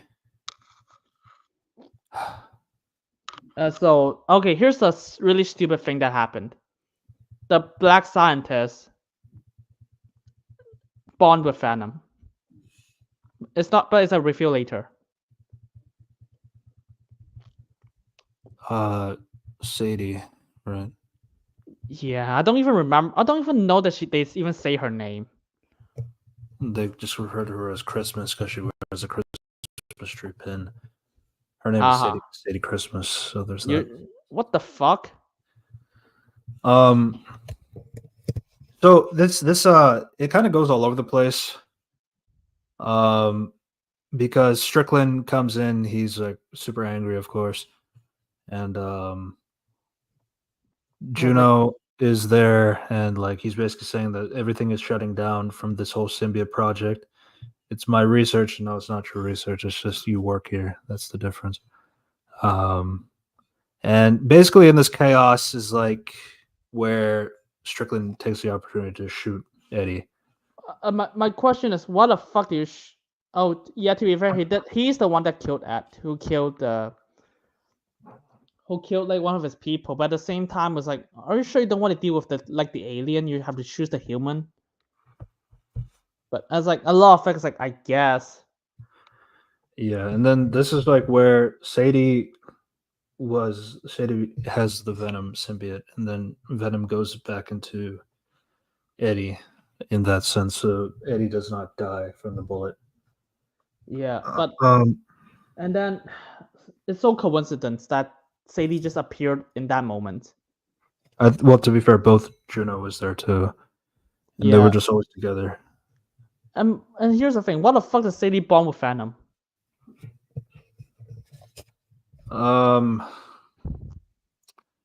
So they do kind of comment on it is like Sadie is noticing that Venom is deteriorating without being with Eddie. My only thing is like I guess it's like could be out of feeling bad for it. I guess because according to the other symbiotes and how Venom symbiote is reacting, Venom is a lot more volatile without being with its host.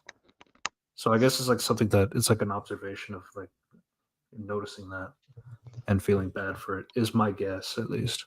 Here's the other, because this is the setup. She feels bad that Universe is gonna die, and he's gonna kill Eddie. So she bonds with Venom. So here's my logic jump. Here's the logic jump. You are possession with a fucking alien. It was like, are you gonna risk your life just to save a person? But just bond with a fucking alien and betray everything you stood for?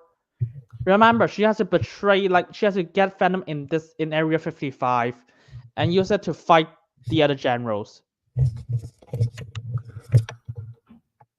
But the other thing is like Eddie has to die and that's like already. I mean, the whole thing is unfair if we're being honest. I mean, Like Eddie has to get shot. One because like I guess because well I the other thing too is like Strickland is a bit out of pocket for shooting Eddie like that. Being the government guy and all that stuff. To be fair, he has said I don't care, so I can't really argue against that if you don't care. Um, but yeah, I mean, it's a lot going on for just like a 30-second scene. yeah, I mean, Um, and the fact that why the fuck does Strickland just chase after the alien? Remember, the alien took that by surprise.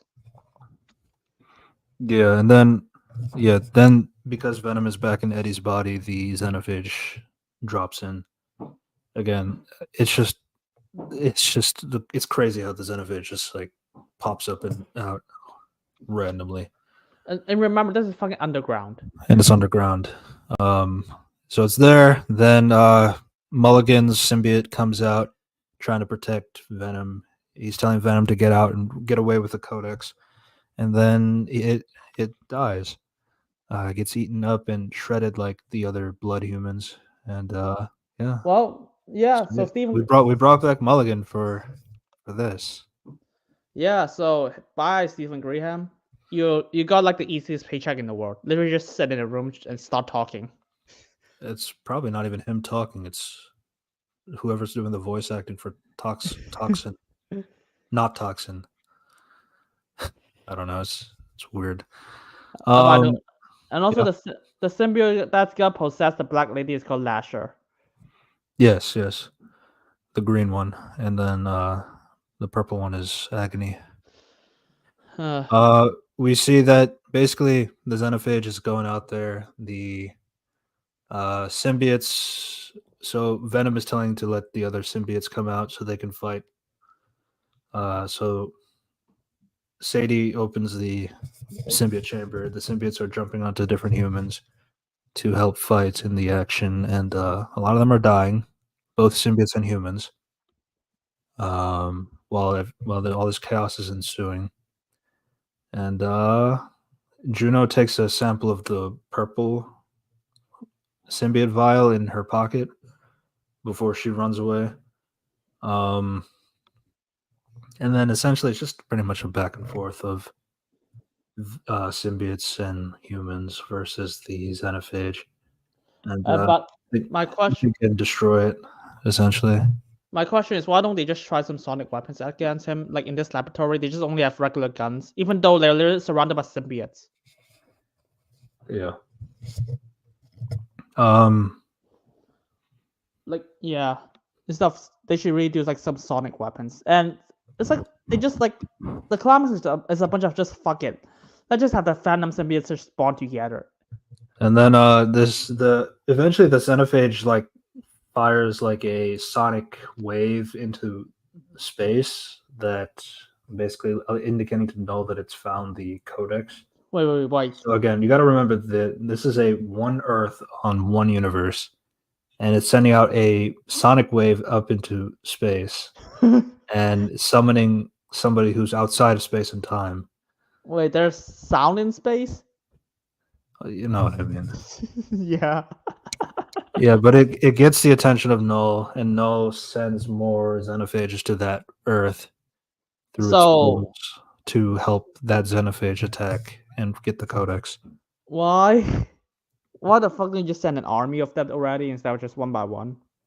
Why didn't the xenophage like indicate that I found him? So let's bring more xenophages here. It's only here for the third act because they don't want to pay the money to do all this alien bullshit. I mean, there's like 6 symbiotes here.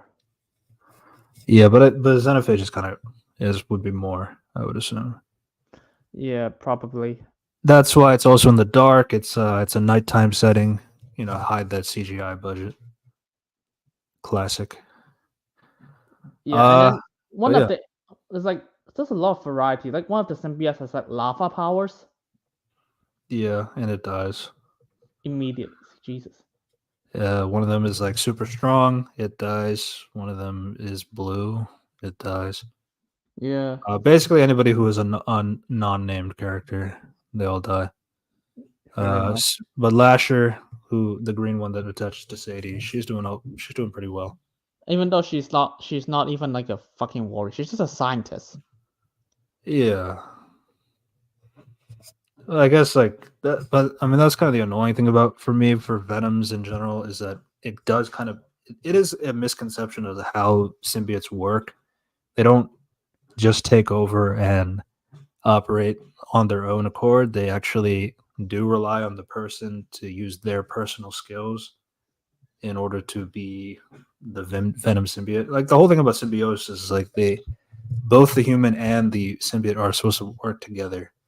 But in all of these Venom movies, they don't really do that. Venom kind of just does it on his own, while Eddie's like sitting back. But that's at this point for the third movie in the trilogy, it doesn't really matter. Um, but So yeah, basically in they've tried like different methods of trying to destroy a Xenophage. Like they tried firing a rocket blaster that comes back to life. They use helicopter blades to slice the head off. so here's my It's problem with fine. the rocket launcher scene from like Shooter the Adjutant. I was like, why would you aim at the Phantom symbiote instead of the big fuck off alien? I mean, say what you want about the Phantom symbiotes. It's like, holy shit, they're at least fighting the aliens for you. Yeah, and that's something that the Sadie, the Lasher one, was saying is like because that symbiote actually died for good, uh, and the Xenophage came back to life from that. But you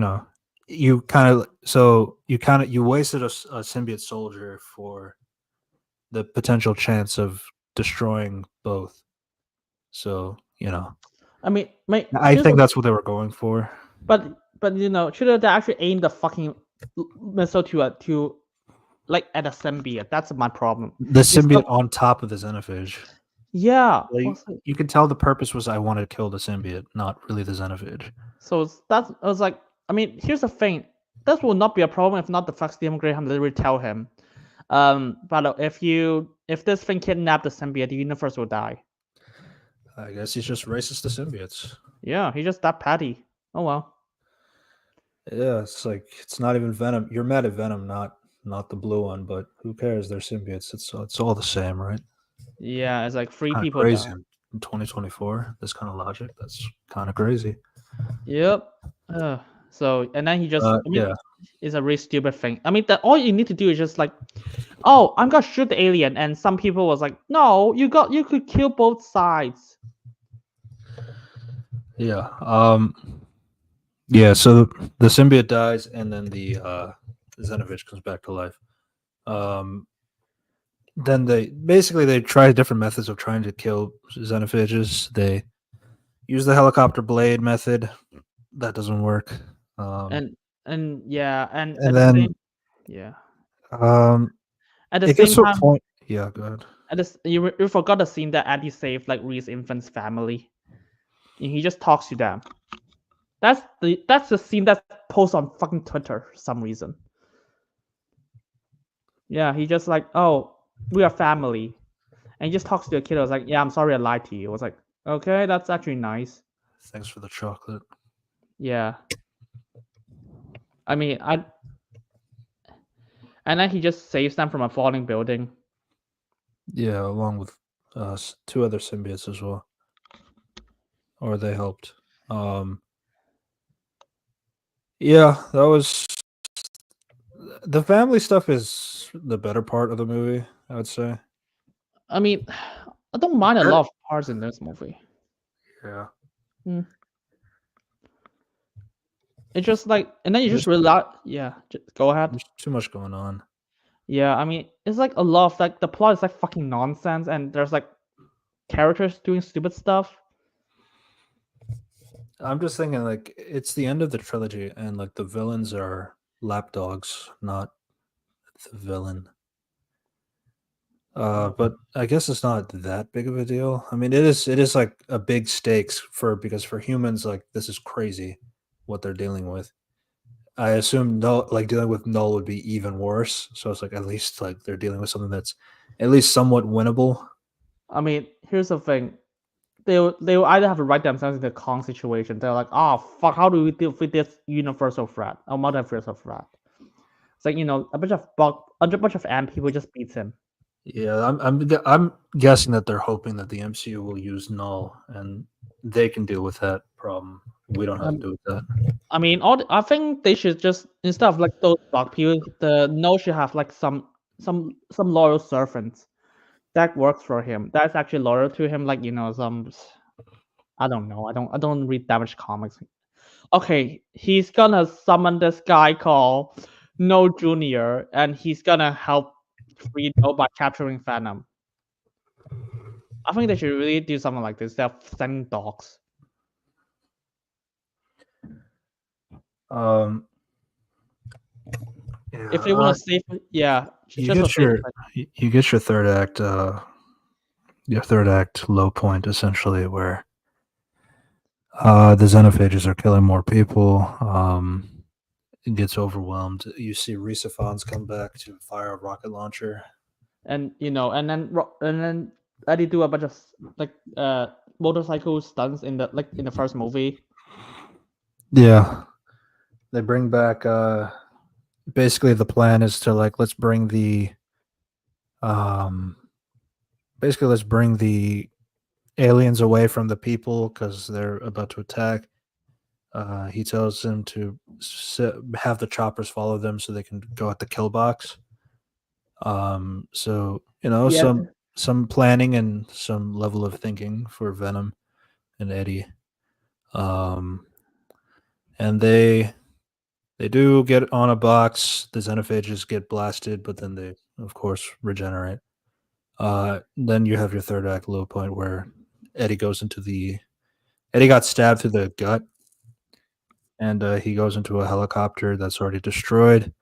And yeah, him and Venom are essentially just like thinking and that then this is the last dance. and then Rex just like try to save other fallen soldiers while getting stabbed. By the way, he just got stabbed, and he the Sand of it doesn't just eat him for some reason. He's a main character. They don't do that to main characters. And, yeah, and until like Venom just like fucking do a stun that save Rex Strickland. So it's also the fact. So it's just it's part of the character development for Rex to trust Venom again and the symbiotes, which is fine. It's just a lot. It's just contrived, and the rocket stuff is just stupid. Yeah, and then so Venom realizes that he has to destroy. He has to sacrifice himself and destroy the Codex to save the universe. So what Venom does is like he. So Okay, actually, there's a lot more to read into this. okay. Yeah, so basically, what happened is like Venom and Eddie was like, "Oh, there's no more hope now." So, and they have to like do something insane shit. I wish we would have saw the Statue of Liberty. Yeah. So as soon and it's actually like they're actually it's actually a bond between like for 3 movies, and they finally accept each other and to become protectors of the world without anyone noticing them. And Eddie refused to just let Venom do it alone, so he just like, oh, you know what? Let's just do it as the lethal protector. He's not gonna let his friend just die alone. So that's basically, and then Venom is like, yeah, sure, which is basically a lie. Yeah. So Venom basically all the xenophages like go and attack Venom, but Venom like he absorbs all the xenophages so that it's like within itself. And then he's leading them into the acid tanks.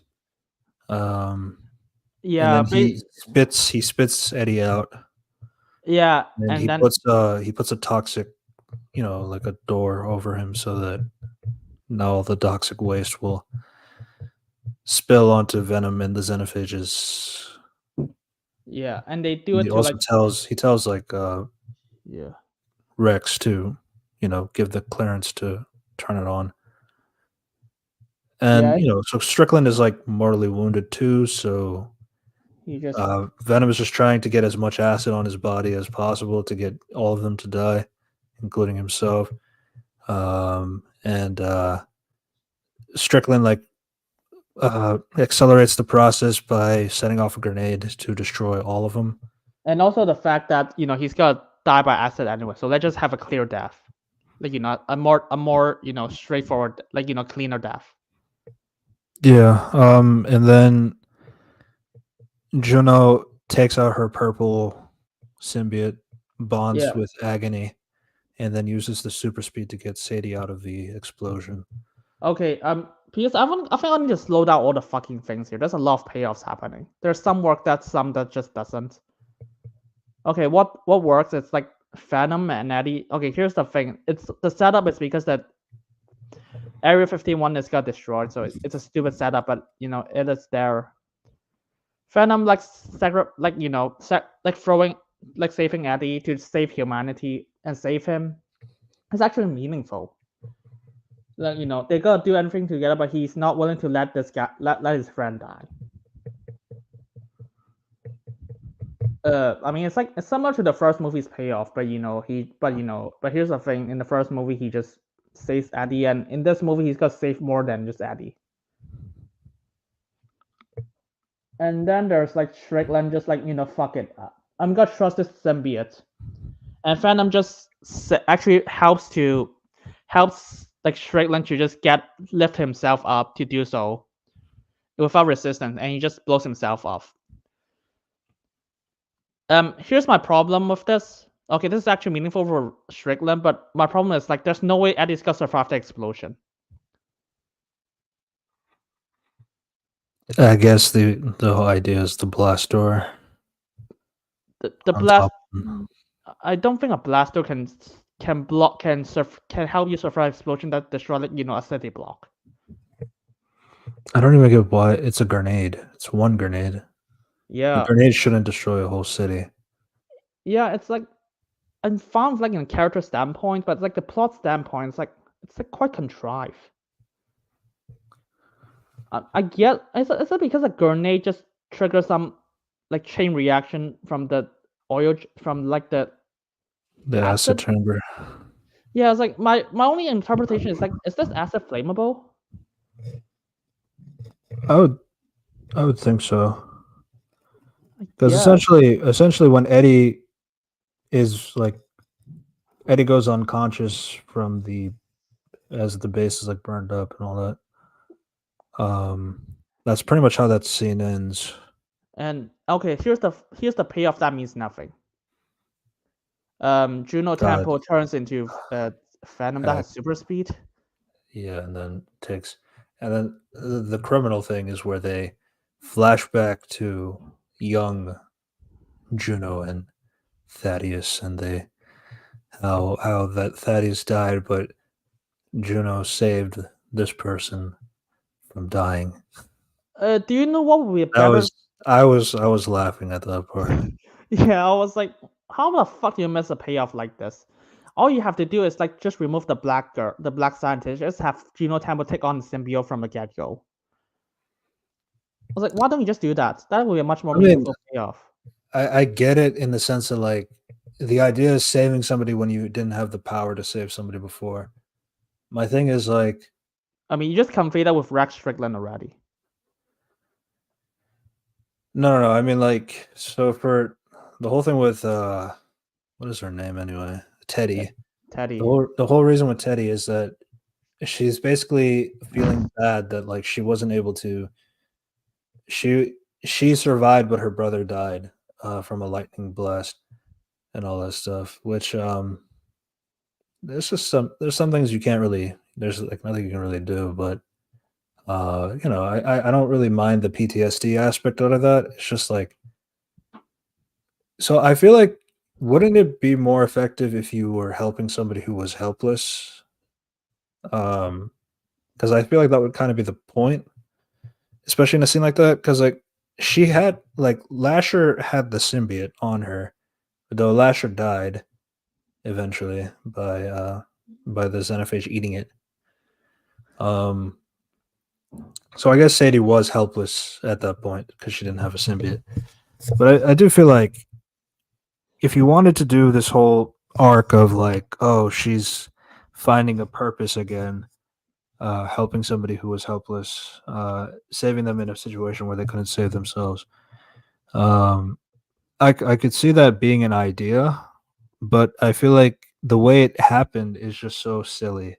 It's Um, I mean, that here's the other thing. So yeah, what they established for like Teddy, it's like she would rather like not care about anything, people dying just to like explore some symbiotes.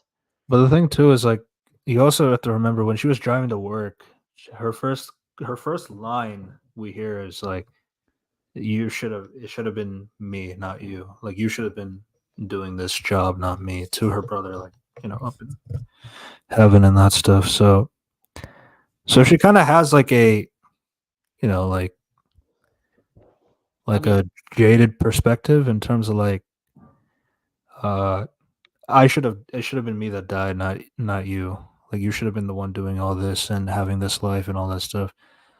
But it doesn't really come across that well, like in terms no. of like how she feels this way, but then like I mean, yeah. the more interesting aspect I got is like, because her brother died, so she just get herself into a scientist, and she just explores a lot of like Venom stuff, and she cares more about like what is beyond there for his brother. That's what I got from the flashback, not literally. Oh, I finally can save someone. It's like that's never my intended. My read for her is like she just want to explore some aliens, and she would never care about other humans to do so. I was that that was never a payoff.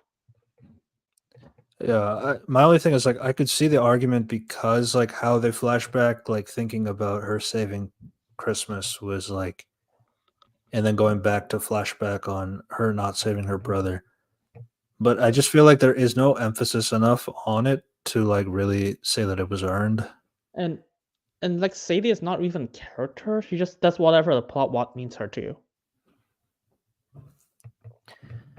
I mean, if I rewrite this, I would just have like remove the fucking character already, just have Lasher, and have her like have her did something at the during Well, the you climb. need Lasher to bond to somebody. Uh, have like Lasher with her, I guess. Just have Lasher bond with like Teddy, or just have the what's like Agony bond with her already from the climax to help fight the aliens, and at the end she just like decided to just sacrifice all her research to save some innocent people. I mean, if I was writing the script, if I was handling this character, I would be like, I'm yeah, fine with saving one person because essentially that was kind of her point of but being unable to save one person. I don't think saving a group of people would I work mean, as well.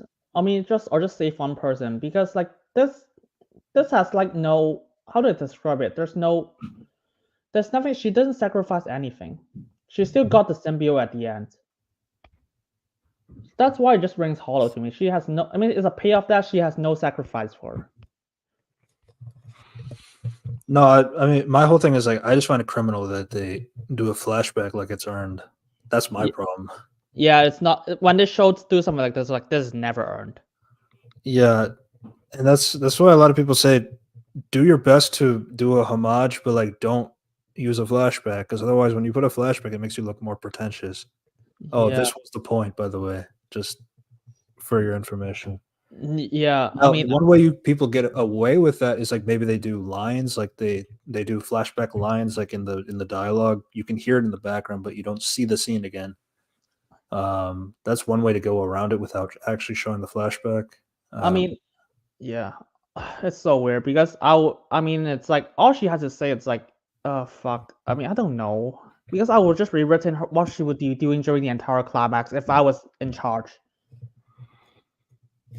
no, because like they put her on duty for driving the hippie family away. That's the only contribution she has. Yeah, that and then the final action.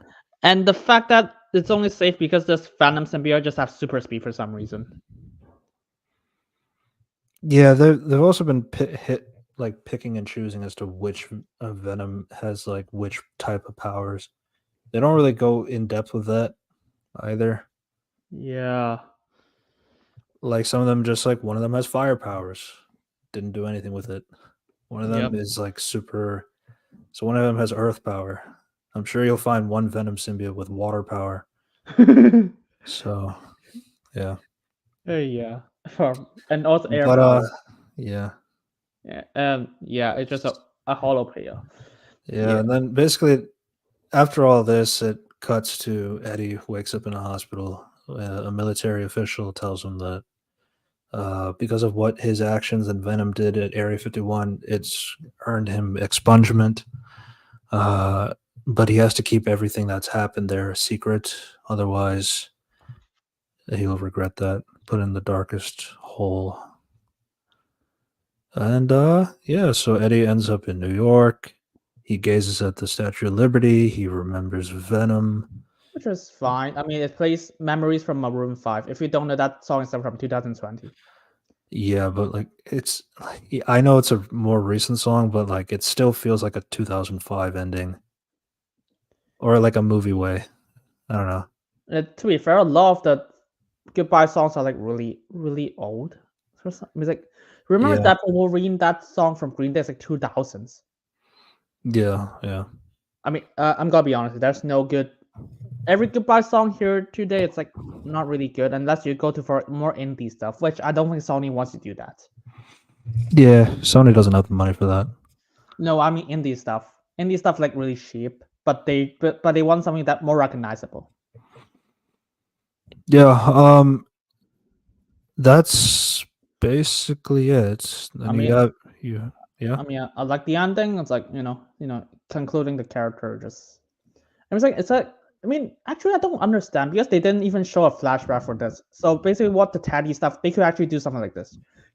Just have her say, "Okay, I finally saved you. I finally saved you."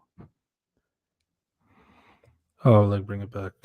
I mean, because like it only ends with Eddie. You don't really see anything with related to the other character. Because honestly, she's the only character who has something else to say. Because Sadie doesn't have anything. Rex is dead. And I guess you could show the hippie family again, but for what reason? Yep. And yeah, so Venom is just oh Yeah, my thing about this movie before we get to the credit scenes are I think there are some ideas that can work if there was more time put into those ideas. I feel like I personally just don't like anything to do with null and the xenophages and all that stuff. So I oh feel like I yeah. was always gonna have a bias against them in the movie because Don't I get me just wrong.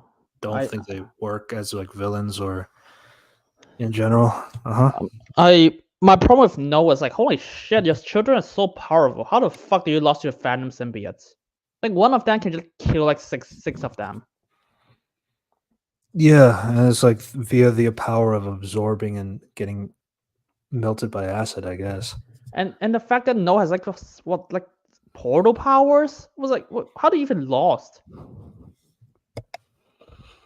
Yeah, again, Null was created in 2018, so a much recent character in comparison to all these other conversations that we've been having. At the very It's least, they not a didn't use some. Yeah, at the very least, they didn't use something that you care about. yeah. Speaking of Null, the mid-credit scene is just Null talking to the camera, saying, "The universe is no longer safe for now that Venom has fallen." So, yeah, What the fuck? I Null think. Null will return in Avengers: Secret Wars. I mean, I this is so funny and like because the fact that wait, Phantom is just here to protect Earth a year. It really It's took, not. and again, the codex happens only when like a symbiote resurrects somebody back to life. Okay, so Venom is dead, allegedly. We'll get to the second post-credit scene in a second. Um, but who's to say that another symbiote doesn't have another great relationship with a human? Like, let's say Agony and Juno, for example. What if they what if like Agony saves Juno later? Does that mean that she has the codex now? Yeah, That's why the codex thing is so stupid. and here's the thing. Noah has to like search around the universe to find. Basically, he's just blind running. And I guess Topher Grace Venom, like I guess Venom didn't really care about Topher Grace that much. I don't even. Here's the thing. I don't even understand how Noah is what being is No. He said he's older than universe, and he can open portals to No Way Home universe, which is a fucking retcon. And Yeah. then he just and all he's been described is a universal being. I was like, how strong? I was like, the movie they can't make up the mind of how powerful is this guy. Mm-hmm. Yeah, and then the post credit scene is just the bartender. He's escaped from the burn from Hayes of Area 51, which he was there the whole time. I hate when they do this kind of post credit scene. It's like it's a character you don't think about, and then the character's like, "Oh, I was here the whole time and I survived this crazy thing." And yeah, but then you see this black cockroach comes out of the rubble next to a vial that had a symbiote. Why would you use the bartender? To make it funny. I mean, I'll probably just choose that character we know about it already. So I guess technically we do know about the bartender. You get what I mean. Yeah, I'll probably just bomb.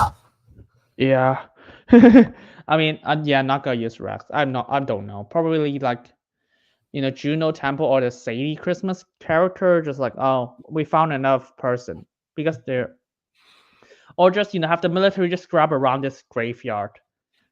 50 Maybe. And it's because now you have to believe the fact that bartender can survive the explosion. Explosion, acid. and the fact that the base is like 60 feet underground or something. Yeah, he just climbed out. This bartender just climbed out. Hey, to be fair, the no pads can just drill 60 feet underground instantly. Yeah. So that was Venom: The Last Dance. I still don't like this franchise, man. No. Don't get me wrong. I never care about the Venom franchise. This movie just like, oh, it surprised me. There's like, there's payoffs that work. It really does strike to me like, oh, Venom 1 was popular, so we got to make more Venom movies now. We got to make a Morbius movie. We got to make a Madam Web movie, which apparently Madam Web is not canon. Okay, that doesn't mean anything, really. Yeah. And Madam Web came out this year, too, by the way. Yeah, I forgot about that. Yes, Venom 3 is better than Madam Web, but I just can't believe we have to lower the bar so much. Oh, Venom 3 is better than Echo. Venom 3 is better than Echo. Venom 3 is... Okay. Venom 3 is better than Echo Far from all I've seen so far. Venom 3 is better than Deadpool Wolverine. I guess it's not better than X-Men 97, but I hate X-Men 97. I've never seen it, but so Unity can't speak to that. But yeah. I mean, I would not watch it. I would not watch X-Men 97 until I've seen the fucking original show first. So I can see that. Yeah, I mean, people were like, "That's so good." I was like, wait, "Okay, so how much do you take the original show into consideration?" They're like, "No." It's like, okay. Because I have seen people say that. I don't want to go too much in depth again with 97, but like I have seen people say that 92 is not that great, but 97 is just more palatable for me to watch. It's like that's fine and all, but like you still have to count that it's canon or it's trying to be canon. So even if you don't find it engaging, you should still probably watch it to understand what is it that was there, what is it that was a part of the story, and does any of the things that happened in the show make sense or not? Which for me it doesn't, but that's again another conversation for another day. But yeah. Yeah, I mean, Venom 3 is probably Do you think it's better than Guardians 3? Better than Guardians. Well, You ever remember how stupid Guardians 3 is? I mean, it has moments, but at the same time, it also has really stupid shit. The people don't remember how stupid, like how shit High Evolutionary is. but it's another case of the actor being too good. Yeah, because like this guy is like the most OP person ever, and he just blows up a planet, and he can just one hit KO like Adam Warlock, and he just like, and he has like some shitty drones that'll just create a bunch of Adam Warlocks. Yeah, and it does that thing where I hate where you give a character who had his own accomplishments in the comics, and then you give him extra accomplishments from other characters, and then like this character can do all of that. Like creating Adam Warlock was like my most annoying thing. It's like, why the fuck did you have to have High Evolutionary be the guy that made the Yeah, I mean, to make all of them, not just Adam Warlock, like including Aisha and all of them. You have to also remember that here's the thing: at the end, Venom's conclusion has more weight than Peter Quill and Mantis. What's it called? Drax, or possibly even Nebula's conclusions. They literally only have one scene and just like, here's a scene, set up, done, bye. Here's the payoff. Goes back home to his grandpa. After just one scene of him talking to fucking Mantis. And even then, it's like I get it. I understand what they're going for. I just feel like, and then like I just find it weird with this whole like I was fine with I'm fine with like a bit with the whole Peter Gamora thing. I do appreciate not forcing them in a relationship. That makes sense to me.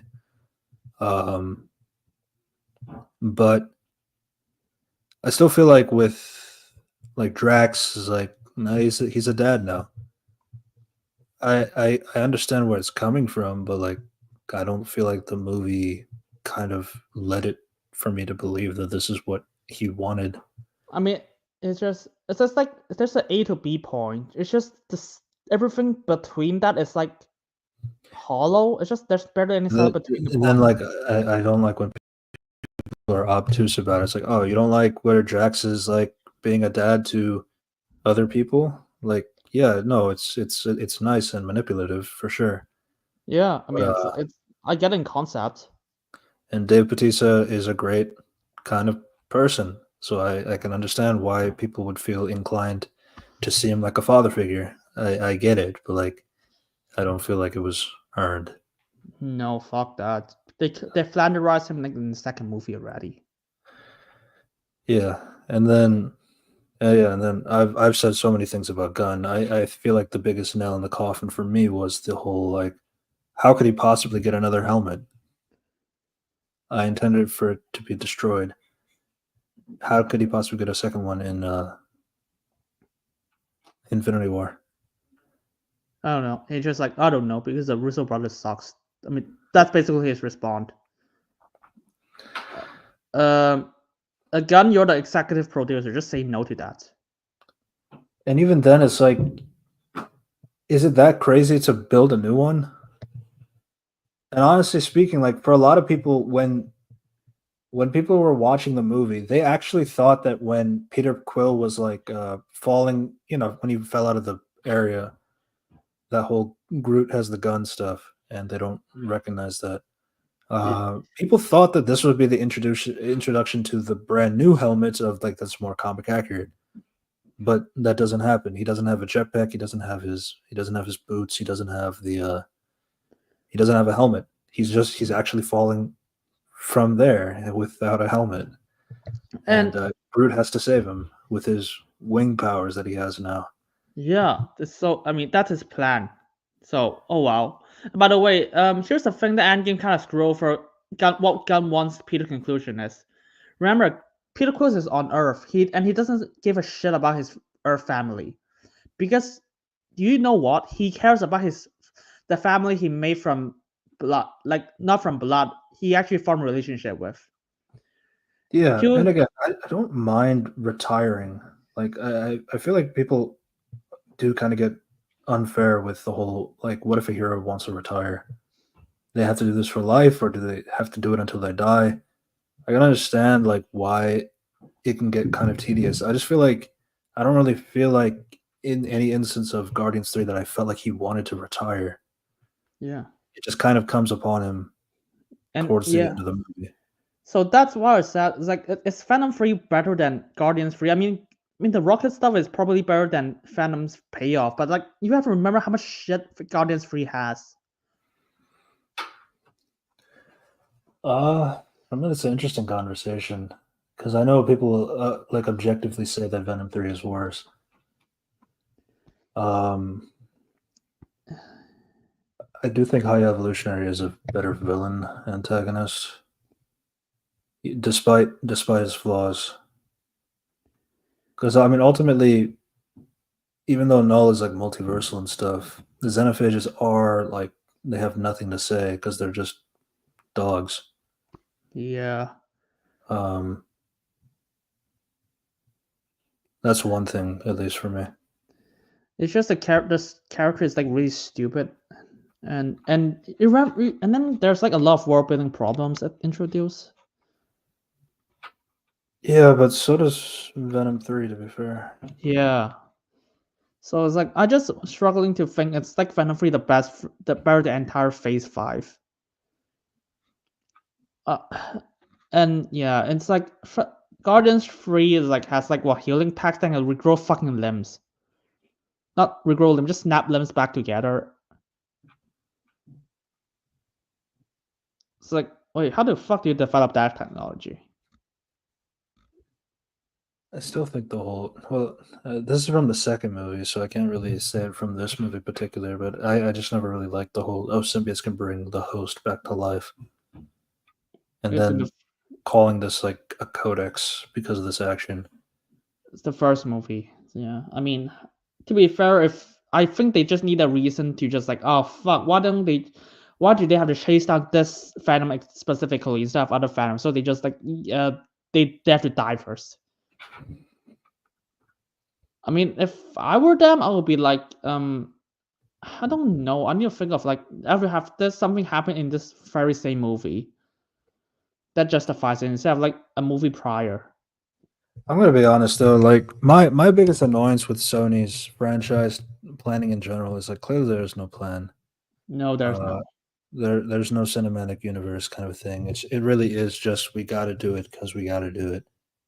Um, but like what I find really annoying is that like you actually had access to the Spider Women for Madam Web, meaning like you could have done a universe with Spider Women or something like that, and maybe try developing your own with like those superheroes, or like you can at least incorporate them. So instead of using Peter Parker, Spider Man, you could probably use like the Spider Women instead. I don't know if it's because that would be too woke or whatever that bullshit is, but like you actually had access to like a bunch of characters that can actually be potentially used for a universe and you don't use them at all. I find that really stupid. I Like mean, the fact that you had like Isabella Merced and like Sydney Sweeney and you do nothing with them in both ways is crazy. yeah. I mean, here's the thing. If I were to rewrite like Phantom 3, it's like I would be like, oh, how are they Codex created? You see, Phantom 3 jump the multiverse. I guess that's my only explanation. He just hop a different universe and now he has a Codex. Yeah, and my other thing too is like I do understand people saying that like oh it's like Venom is just like Venom without Spider-Man can be really boring. I can understand that point of view. Um, I don't really think I don't think the issue is like Venom and Eddie in particular that is boring. I just think like it's everything around them that is boring. I mean, it's like saying the Penguin without Batman is boring. It's like, and I love the Penguin. Yeah, I mean the thing is like Venom is like the way Venom is created is because of Spider-Man and all that stuff. So I do understand where it's coming from. It's just that, but I don't think it's an issue with Eddie and Venom in particular because Eddie and Venom have a lot of stories together without Spider-Man in them. It's just like how they were created is because of Spider-Man. But that's like it's not really a big deal. I think the bigger issue is just like I just think the world around them is boring. Like how the other characters interact with who's the villains that they're dealing with. I mean, Carnage technically is a you can have Carnage and Venom like with that, but then how Carnage died was really stupid. Uh, Um, I mean, they could. I mean, they did. To be fair, they did do something with Eddie and Venom. It's like they do have a not their dynamic is not too bad. There's just a lot of things that is not good. yeah, Uh, I'm thinking it's like because this is like this is I actually kind of enjoy this, like both ironically and ironically. It's like Aquaman 2 for a moment. It's like so stupid, but at the same time they know it, and there's actually some payoff that it's like, oh my god, I'm actually watching a real movie. hmm. Yeah, I mean it's still bad, but I don't know yeah. if it's I don't know if it's like how I kind of felt about Joker 2 and you didn't. Hmm? I don't know if it's like how I felt about Joker 2 versus how you did. I don't care. Joker 2 is just nothing for me to enjoy, anyways. Joker 2. Because for me, I personally did enjoy the movie. Not Yeah, like super well, but like I didn't really have too much of an issue with it. Um, it's just overall, it's just hollow. yeah. But to be fair, I also felt like this was hollow, just in a different way. I think there's like at least there's something here. It's a Venom free. I mean, that I'll give it that. There's a lot more plot issues in this movie. Yeah, Uh, because I saw like Hideo's commentary on Joker 2 oh, early. I don't. Yeah, I don't even know what to say because like I just don't want to think about Joker 2 ever again. It's just a really bad movie. Yeah, I didn't really hate it. I mean, I don't But hate this. that's Yeah, uh that was the last dance. yeah, I don't hate Craven this is movie. next. Craven is next, coming out in December. December when? I don't remember. Crave. Let's check just in Wait, no, case. didn't it move again? I'm not sure. Let me look at it. Yeah, another case of we're using Russian characters and nobody is Russian. December 13th. December God, 14th. Oh God. Jesus. I hate how Sony casts, man. It's so annoying. It's so inconsistent with Aaron Taylor Johnson as Craven. What the fuck are we doing? Yes, he's a great actor. I get it, but like that dude is not Craven, bro. Russell Uh, Crowe is the dad. yeah. I mean, I guess Russell Crowe is in everything now. Oh, by the way, do you remember the new Gladiator 2? That's gotta be fun. Fan fuck is Yeah, not there, but still. I don't know. Oh my god, Gladiator 2 is just next week. Yeah, Oh, I'm never gonna. I don't even. Okay, you know what? Maybe I'll do it, but I don't wanna. I personally don't want to. Yeah. I just I'm really tired of sequels after 20 years later. and I'm gonna be real here. Ridley Scott is nuts. Yeah, people have already found like a few instances of not historical accuracy in Gladiator 2. Oh fuck! I just checked the And writer of remember the last time somebody yeah. told that to Ridley Scott about Napoleon? Get a life. Who fucking cares? You care. You dude. What the fuck? How much? Do you know how much you like you? How much does your movie cost? 200 million? No. Yeah, Yeah. like, Budget. you also have to put the research into like do the movie, right? Like, there's no way that you. Oh, and he got permission to do another Alien movie. Fuck you, Ridley Scott. Like Ridley is in charge of that one, not the other one. I mean, I don't even like what's the Fred Andrus's effort. Even Fred Andrus' version is really bad. Over is Oh, right. There's Alien Earth. Where the fuck is that coming from? 2025. Ridley Scott is also a producer, by the way. Mhm. And it's gotta take place before the alien is born, created in universe. I wish I was joking. And also, Gladiator 2 is written by the same guy who wrote Napoleon, the reboot of The Day the Earth Stood Still. I've heard mixed opinions on Napoleon. Mostly negative though. I don't even want to watch it. It sounds like it's gonna be pretentious. I was already confused. Why would you cast Joaquin Phoenix as Napoleon? Is he even British? It's not that he's too tall. No, sorry. Is he even French? No. He's of course not. He's American. Well, he is 5'8", so he's not. He is still too tall, but it is random at the same time. I mean, they might as well they should cast Tom Cruise. Yeah, a little bit better. Somehow I was taller than Tom Cruise, so that was funny. Yeah. Why can't they just get the original people who made the first Napoleon movie? Not Napoleon, sorry, Gladiator movie. Who wrote the first one? Isn't that's Ridley? Oh no, there's like 3 people. Ridley is not a writer. Oh, you mean writing wise? Yeah, writing wise. No, fuck that. Ridley can make things look good. I don't like him as a director, but good lord, do not let him be the producer or the writer, or let him have any say on the script. So technically, one of the writers is not writing this time. He's producing. He's 77 now. I guess. David Fransoni. Fransoni? Yes. John Logan is. And you know what? Get rid of him. John Logan was in charge of Covenant. Yeah, no, he's clearly fallen. Inspector. William Nicholas. The fuck William is Nicholson. he? Oh. He's not been working since 2022. What a weird combination. I mean, I'm never gonna do Gladiator, but I mean, I would find it funny if Venom 3 is better than this movie.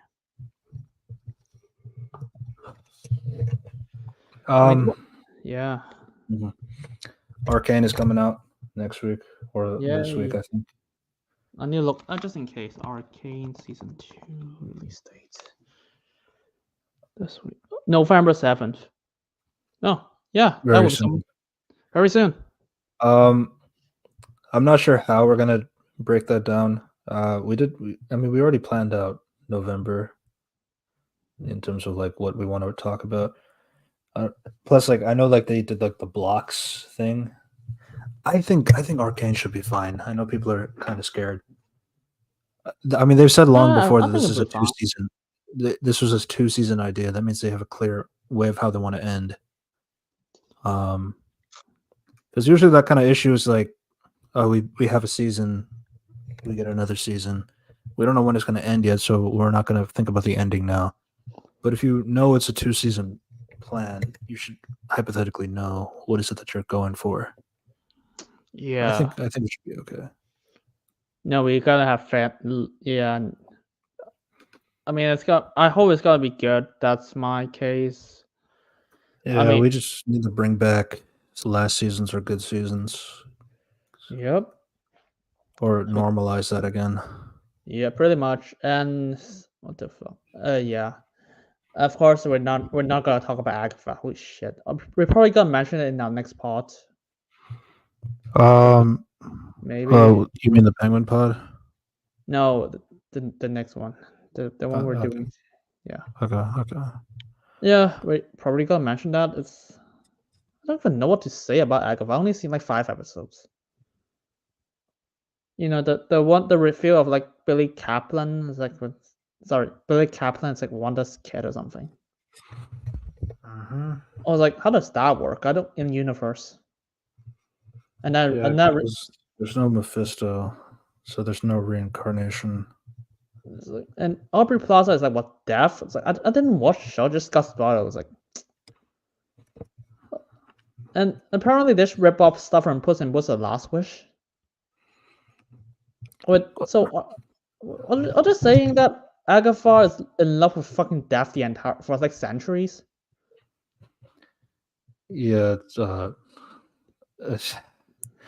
I mean, I have seen that conversation. It's like, oh, the MCU wasted their time with Thanos introducing Aubrey Plaza as Lady Death, and you do nothing with that because clearly they didn't have a plan for Lady Death until now. I Duh. mean, why would you pick Lady Death? To be fair, nothing is comic accurate with Agatha, including herself. So what's the point of caring at that point?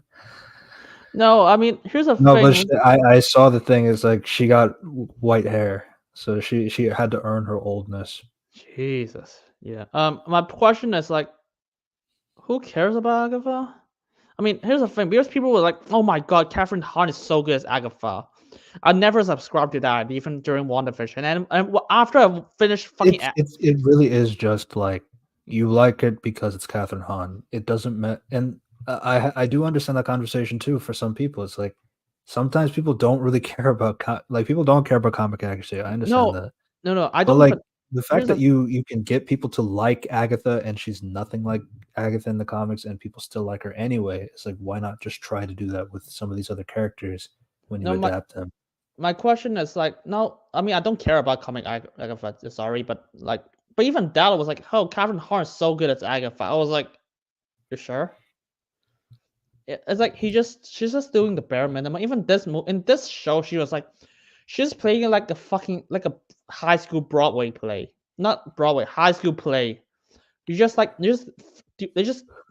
do crazy shit on stage. You know, and honestly, like when that whole WandaVision discussion was talking about like how she was like objectively the good character, like the good person, the morally righteous one, that was not going to last long because like she's not, She's not. I mean, it's just. like, I mean, not at all. I don't know why that was like such a big conversation. I get it, yeah, like what Wanda did is really bad. I understand that, but like Agatha's still not a good person. no, Even it's even like if she's trying to do a right action, she's still not a good person. no. I mean, just comparatively, she's not as bad. That's basically That's basically the issue. Yeah, and then here she's like more evil. Yeah. I mean, I was only like episode 5. I was like, I don't know, man. I want to kill myself. I mean, it's like this is the first MCU show I don't keep up with it weekly because I just like I just don't have my stamina to do so. Yeah, I agree. I have lost a lot of like, I used to watch a lot of content. And then I started working, so that is part of the reason, but I also just don't care about the whole Agatha show and all that stuff. So I mean, I, like at this point, I'm like, okay, there's some people enjoying it. Cool. I probably won't, but just go ahead. yeah. I mean, I'm just watch now. I mean, I have time now.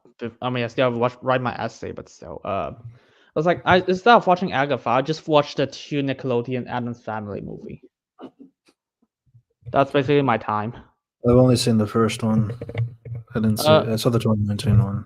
which I was kind of weird about it because people was like the second one is worse, and then watch the second one. It's like the second one is not even bad. It's the first one is bad. It's like it's the same issue as like a lot of the movies now. It's just like there's A at B point of everything in the middle is like fucking stupid. And then the second, Yeah, nothing about. I don't really have an opinion on the first one. uh, yeah, and then the second one is like there's actually a focus in the second one. They actually did a lot more for the characters, and I mean the third act just kind of just chickens out, but still. I mean, it's better than a Wednesday show. Fuck you. I'm not apologizing. This the Wednesday show has like the worst iteration of the Addams Family and Wednesday. Justice for Wenclair. Yay! To be honest, I mean, I'll be surprised if like the second season is like better because the track is like the second movie of every Addams Family is like the better than the predecessor. My only thing is like, I mean, Jenna has talked about wanting to really go back to its roots, the original Adams Family roots, and all that stuff after being detached for so long. I I can mean, only going into executive producer, which is crazy. She's 22 and executive producer. I Um, knew. Yeah. I need to look at who's still writing. Who am I kidding? The people who wrote Beetlejuice is writing. Wait, another one that I didn't really hate. I mean, I found it. I mean, I've It, seen. it's more of like I just wish they broke the movie into two different parts because there is like enough content for two different movies out of this one movie. But we I mean, talked about that. I was so frustrated. I was like, the guy who wrote Smallville just recycled plots from the Wednesday show. I was like, what the fuck, man? You have like all the time to think about it. You can't just write something new. Yeah, I mean, I it is kind of I will have to say though, like credit to Enid, like with how she was able to like she's such an iconic part of Wednesday now to the point where like she's in all of the marketing. That's pretty like, and the fact that she's not like a character from prior iterations of Wednesday, or I mean of prior iterations of Adam's Family. Uh, to make that much of an impact is pretty impressive. Um, and a lot of credit to Emma Myers. Yeah, I don't even. I mean, I guess so because because Adam's Family doesn't even have a lot of impact until like they did it in like 90s. I mean, of course the 60s they did already, and then 90s just add like literally reinvent the entire franchise. If anybody's curious, like we were talking about like maybe talking about some Halloween stuff since we kind of passed the date. Um, so that was one of the explanations. Yeah, we need to catch up with some Halloween. That's the Adams Family stuff are basically the only things I watch in Halloween. So, I mean, I don't really like a lot of horror movies. So, I think Yeah, the last horror movie I like is like what The Lighthouse, which is in like 2019. and it's not like your traditional horror movie. Yeah. To be Um, honest, yeah. mhm. It's like whenever people ask what's your favorite horror movie, I just say that The Lighthouse because I literally do not know anything other than I do not know any other horror movie that's as good as that one. Yeah, I mean, I love Scream 1996. But like I don't treat it like a normal horror movie because that's not really the point of it.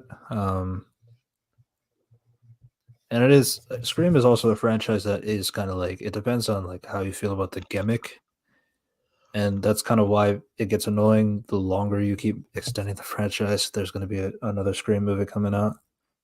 Hmm. Um, so yeah, Yeah.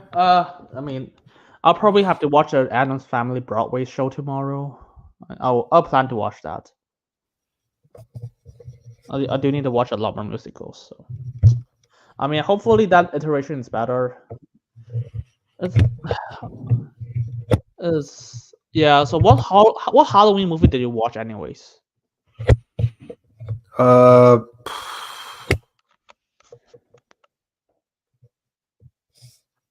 probably Alien.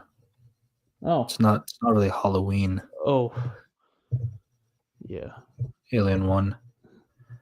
Uh Um, See, the thing is, like, but some of these like horror movies are like they're not like really they're like horror, but they have like their own niche to them. Like like Predator, for example. Yes, it has horror elements in it, but it is mostly sci-fi, action. um, action. And then you have like the original Halloween movies, which I've never really been a fan of any of the Halloween movies. Um, Halloween one is fine. I don't know. It's just never really been my thing watching Yeah. those movies. Yeah. I I don't know. mean, I guess it's just like the whole serial killer aspect. There's only so much you could do with them, and when uh, you milk a franchise out of them too, doesn't uh, help. yeah. I mean, to be fair, I rewatched the first Beetlejuice movie not because I want to, just some friends just like, do you want to watch it? It's like, yeah, sure. And then I watched it. I don't think it's as good as I remember it, which is like a month ago, 2 months ago, 1 month ago. Even then, I was like, it's still like it's still good. But it's like it's just not as good as I remembered. especially in the third act, just a lot of shit just happened. But I don't treat it like a traditional horror movie either, because like it is, it has a lot of Burtonisms in it that makes it fun and quirky. Yeah, my take is not. It's not even like the. I don't even. I think the best character in that movie. It's not. It's not Beetlejuice. Like who's the ghost lady? Was like the Madeline, like the female Madeline. You mean the receptionist or No, you know, the bride. What's the name called? It's like first Alec, Beetlejuice. Alec Baldwin's wife? Yeah, that one. I mean, it's Gina. like Gina. Gina. Yeah, I think she's the best character. I mean, it's like I just kind of missed the one of the details. Like at the beginning, she just like, oh, she wants a kid, but and then she just finds it with not Wednesday, fuck, Winona Ryder. I just Mhm. missed that aspect in the first one. I think that's the only thing that, upon rewatch, that is better than that holds up better than I remember. And then there's like some plot problems I didn't think about it.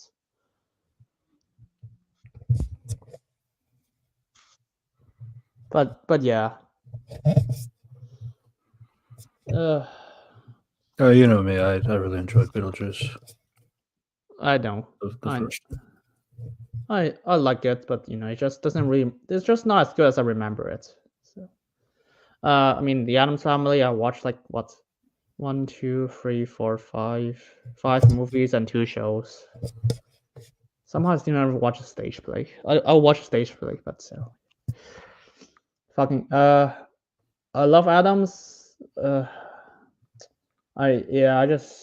people shit on Nickelodeon movies, and they never shit on the fucking Wednesday show. I don't understand what's so good about a Wednesday show. Here's the thing. Do you know Cousin Ed? He's like brought back in like it's like he's an original character invented in like 1964, and they keep brought him back for like the 90s movies and the Nickelodeon ones. The hairy guy.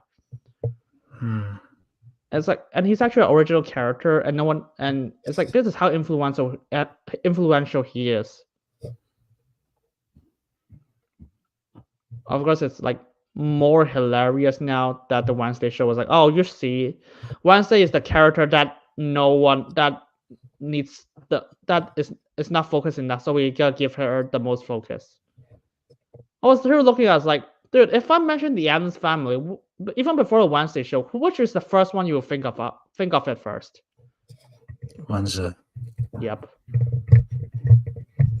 I mean, people do like the Gomez and Morticia, like that very positive relationship dynamic, which I do appreciate that because, like, especially like you can kind of get really annoyed with how every time you see like a husband and wife character, they like hate each other or like have some type of disdain for each other, but like not Gomez or Morticia.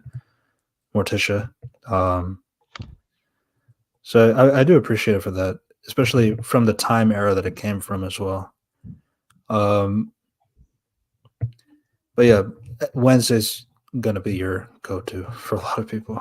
Absolutely. It was like, holy shit. You and there's yeah, trust me. I still want to make like a Wednesday video. It's like I just need to format it differently because I don't want to like break down the entire like episode by episode because like I just want to compare it to other iterations and just generalize it.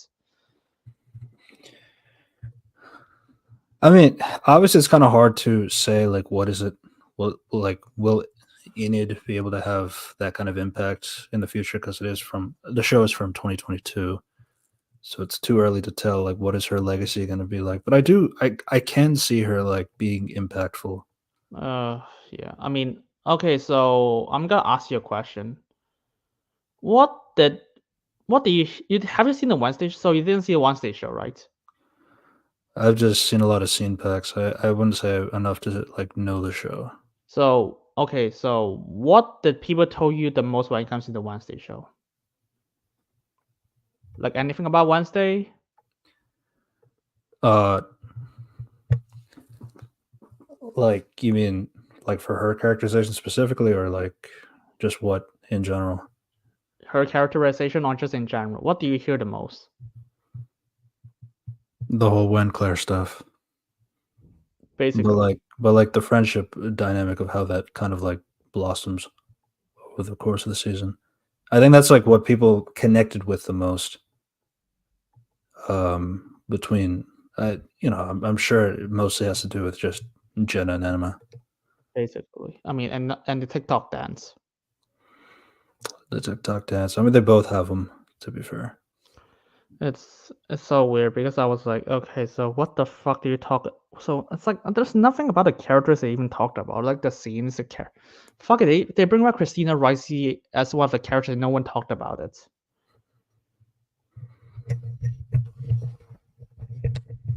she's not mentoring.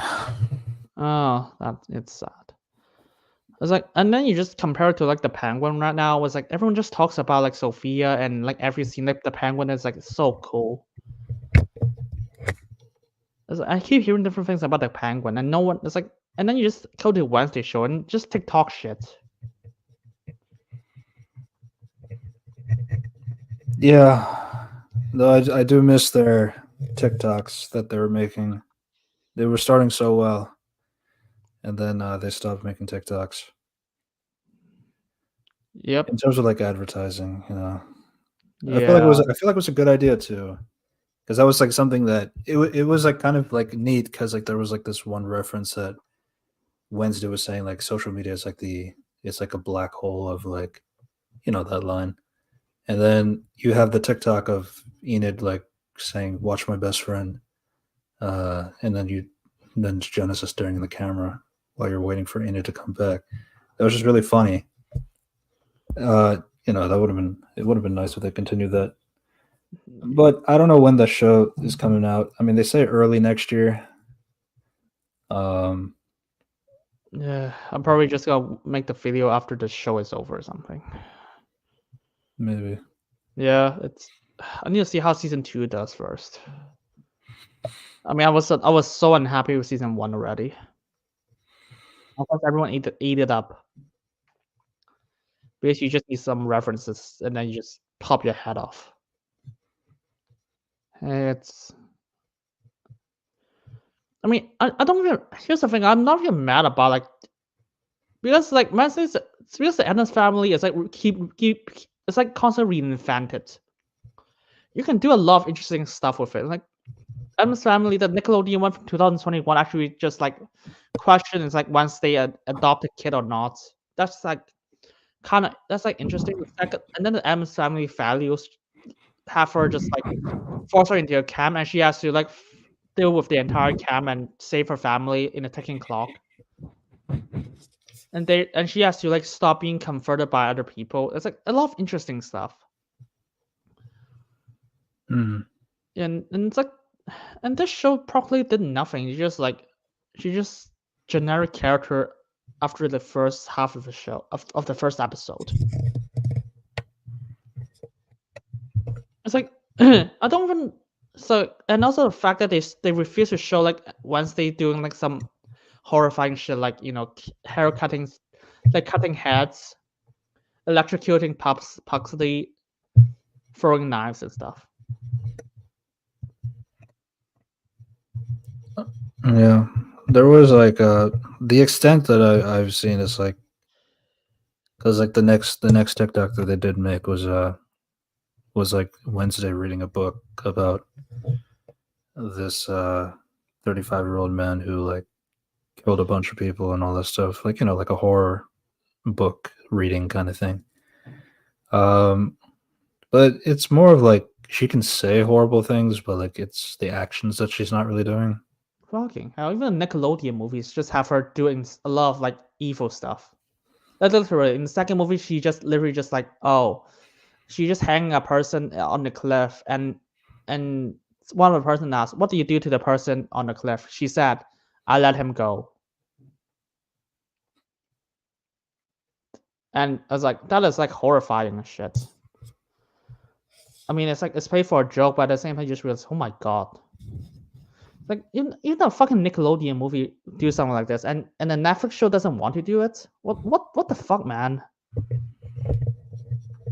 I feel like it not like saying it's like a Peter Parker thing, but like I have seen people like whenever people see Peter Parker get angry, people think that's out of character because he's supposed to be happy-go-lucky because of the movies, but then you don't realize that he's supposed to be angry at different times because his life is miserable and all this stuff. So I feel like nowadays, like you feel like a lot of desensitizing for some of these characters. I could imagine Wednesday probably had something like that too. but Where it's like like you want to have some of the values of her, but you don't want to have all of that because it might not be well received online. you're kidding me. What people remember her is like her doing like really cynical stuff while still having like while still caring about her family deep down. It's like I don't think anyone just came out of all the Adams family aside from the 64th version.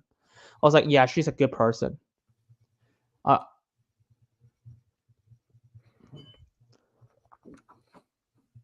I mean, it's like I don't think it's like the worst show. Okay, the only reason I don't think it's the worst show is because it's not in continuity and like with a lot of the other stuff. Mhm. It's just a new stuff. I mean, it's just new stuff I hate, but still. I mean, yeah. I mean, Superman and Lois, man. As Superman and Lois, I will catch up Superman and Lois season 4. I still haven't watched any episodes yet. Hopefully, it's good. I'm enjoying it. Um, I guess it's like I'm cool with it in the sense of like I understand that this is the last season, so you kind of have to you feel like they kind of make it clear that this like even the Last Dance was doing that too. Like going back to the topic of the video, like there was a lot of instances like in the Last Dance where it's like you get like yeah this is the last movie or like they're the characters are talking like this is the end. We're at the end of our ropes. You know that kind of dialogue. You can kind of see that too in Superman and Lois season 4 because like you have characters talking about this is the end, or like you have characters saying like things are going to change moving forward, that kind of thing. So it's like that stuff is it's just funny when you hear these kinds of dialogues, the meta commentary particularly, but outside of that, it's like it's pretty good. Yeah, I I'm guess. I'm more curious about like seeing season 4 in relation to watching all 4 seasons together because I wouldn't mind re-binging the show once it's over. I mean, I'll probably just watch Superman and Lois because here's the thing: I heard nothing about it on Twitter. I mean, I keep hearing like what happened to fucking the Penguin every single week. There are some things people do enjoy about. I think the issue too is like there was no marketing for Superman and Lois. Like they're not like pushing that show at all. Like they're like as if like you really wanted to push it away and all that stuff. Which I have seen a lot of conspiracy theories on why. You know, because like I mean we already know WB is canceling the show because they don't want to confuse audiences with two different Supermans. But you know, two Batmans is fine apparently. But yeah, but yeah, Uh, I've seen some conversations. Maybe it's because like I do look into Superman and Lois conversations on Twitter, so I do get some recommendations. I mean, people are talking about Jonathan more. I don't even hear anything. That's my funny thing. It's not even like marketing. It's like it's just a lot. What people care about is like the Penguin. Like every single episode, there's like something cool. Like oh, I love this shot. I love this shot. This is Yeah, I mean, I've seen people talk about Jonathan Kent because they do something different with him compared to other seasons. I do think I honestly I I do feel bad for the original actor, but I think this one is better. The recast, the recast version of Jonathan. yeah, probably. And the only thing I heard about is like He looks more like a twin to Jordan than the other one as well. probably yeah. I mean, the other thing is the only thing I heard about is like it's like the Dylan Walsh interview. It was like, do you think Gunn canceled the show? It was like, yeah. Yes, I agree with him. I can't say anything because that's all I can say. It's like, I mean, yeah, to be fair, they told us that. Like they told us that we're canceling Superman and Lois because we can't have two Supermans. Like WB was like that. I'm sure it's not Gunn's decision himself. I just think that was a WB plan. I find it stupid. It is what it is, but you know, Remember, WB is losing like 40 billion. I wish I was kidding. WB is just a stupid franchise. Not as it's got to be stupider than Sony. I don't think Sony is stupid, but like $40 billion in debt is still $40 billion in debt. So I need how much is Sony in debt? Sony debt. I'm pretty, I don't know if Sony has a debt. Probably, I would assume so. Is Sony Studio? Does Sony have a debt? Is that Sony? Which Sony is this? I keep googling. It's like the Sonic franchise or the free model movie one. That's Or the phone company. Sony. $25 billion. What's Sony? $25 Because here's the thing. billion. I know three companies called Sony. No, that's They're the one all they're all a part of each other. Like PlayStation, the phones, the movies. They're all under the same umbrella. Holy shit! But yeah, their debt is 25 million. 25 billion. Billion. Yeah, that's so it's about half of Warner Brothers. Jesus. So Warner Brothers is like the dumbest one. Yeah. How much is Disney in debt? I'm curious.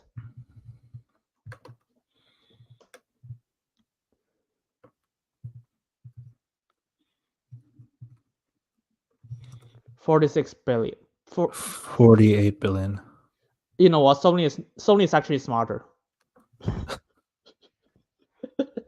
Honestly, I think the thing about Sony is like Sony's debt has to factor in like the other products that they have, like the electronics products, like the music products, things like that. So they have like other things that they can branch out to. Disney's debt is like, I guess, like, to be fair, they own a lot of properties, and that's kind of gonna make the debt look bigger. That, to be fair, it's like you can still get out of that by doing better, but that's another conversation. Like WB also has like a lot of properties too, as well. What the fuck, man? Disney, you have fucking Disneyland. Yeah.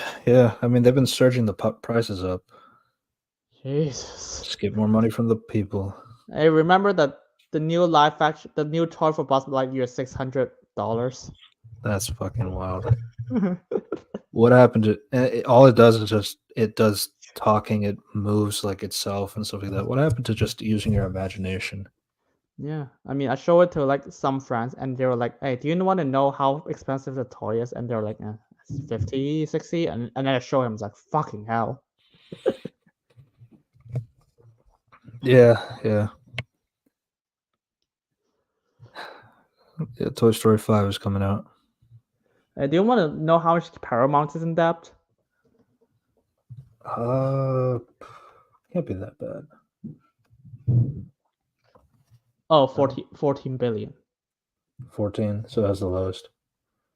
Holy shit. 15, that's how the fuck did Disney and Warner Brothers has the same amount of debt? They have more properties. I mean, even WB has like some some land, like not like Disneyland, but like WB has like Universal Studios.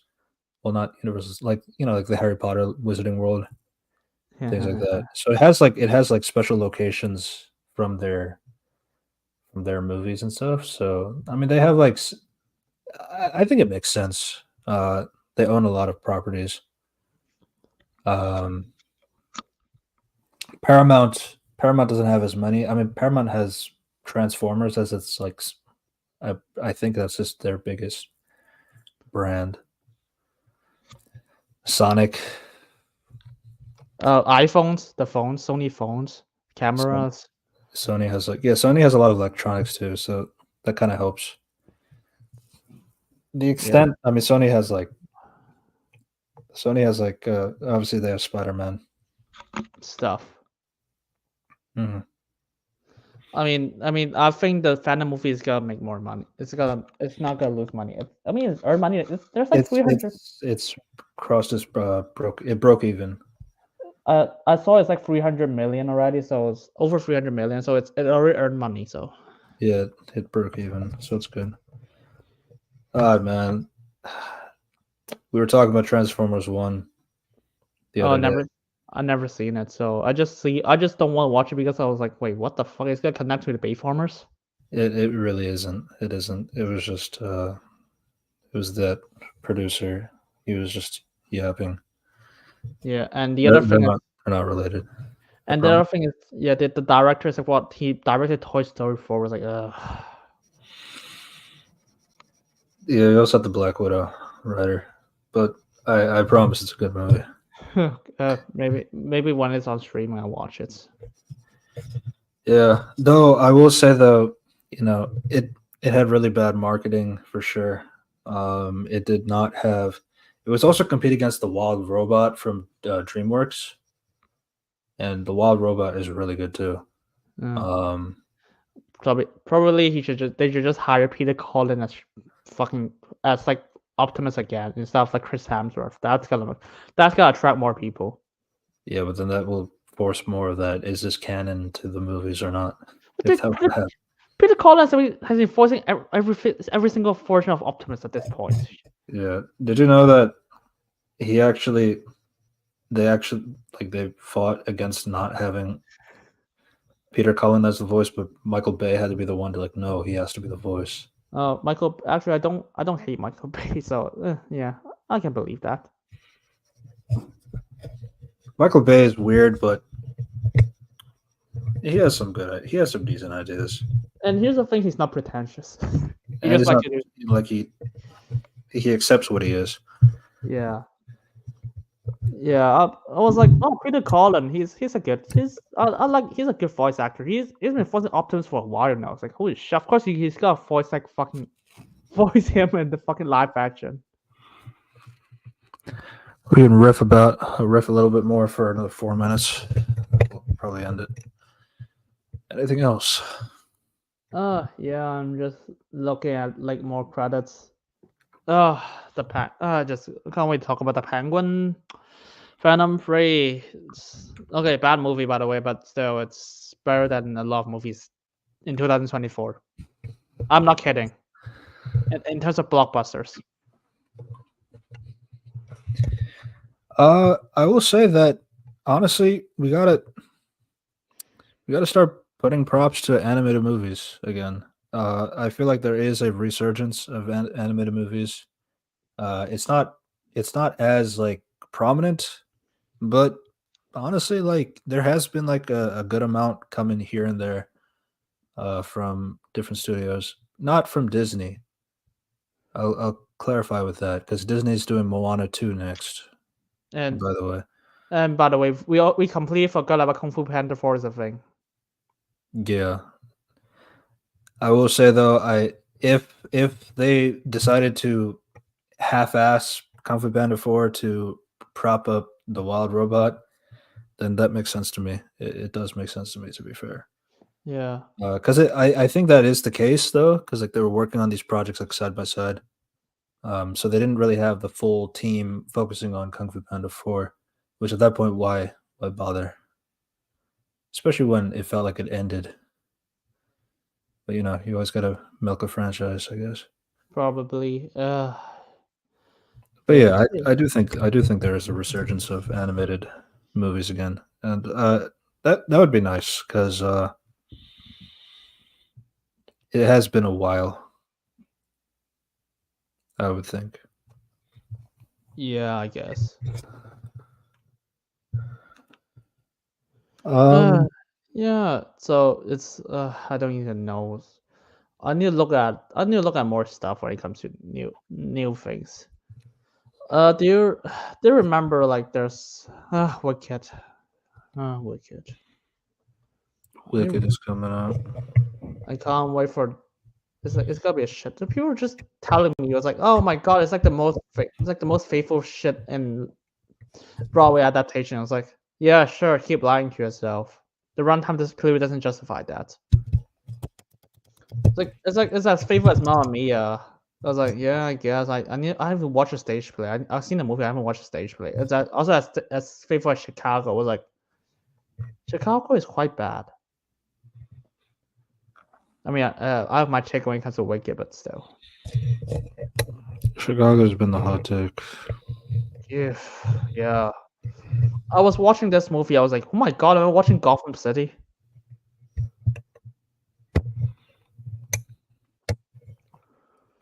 And of course, like, I mean, the setting is like weird. I mean, it's like, I mean, they try to just like, oh, it's just a sympathetic character. I was like,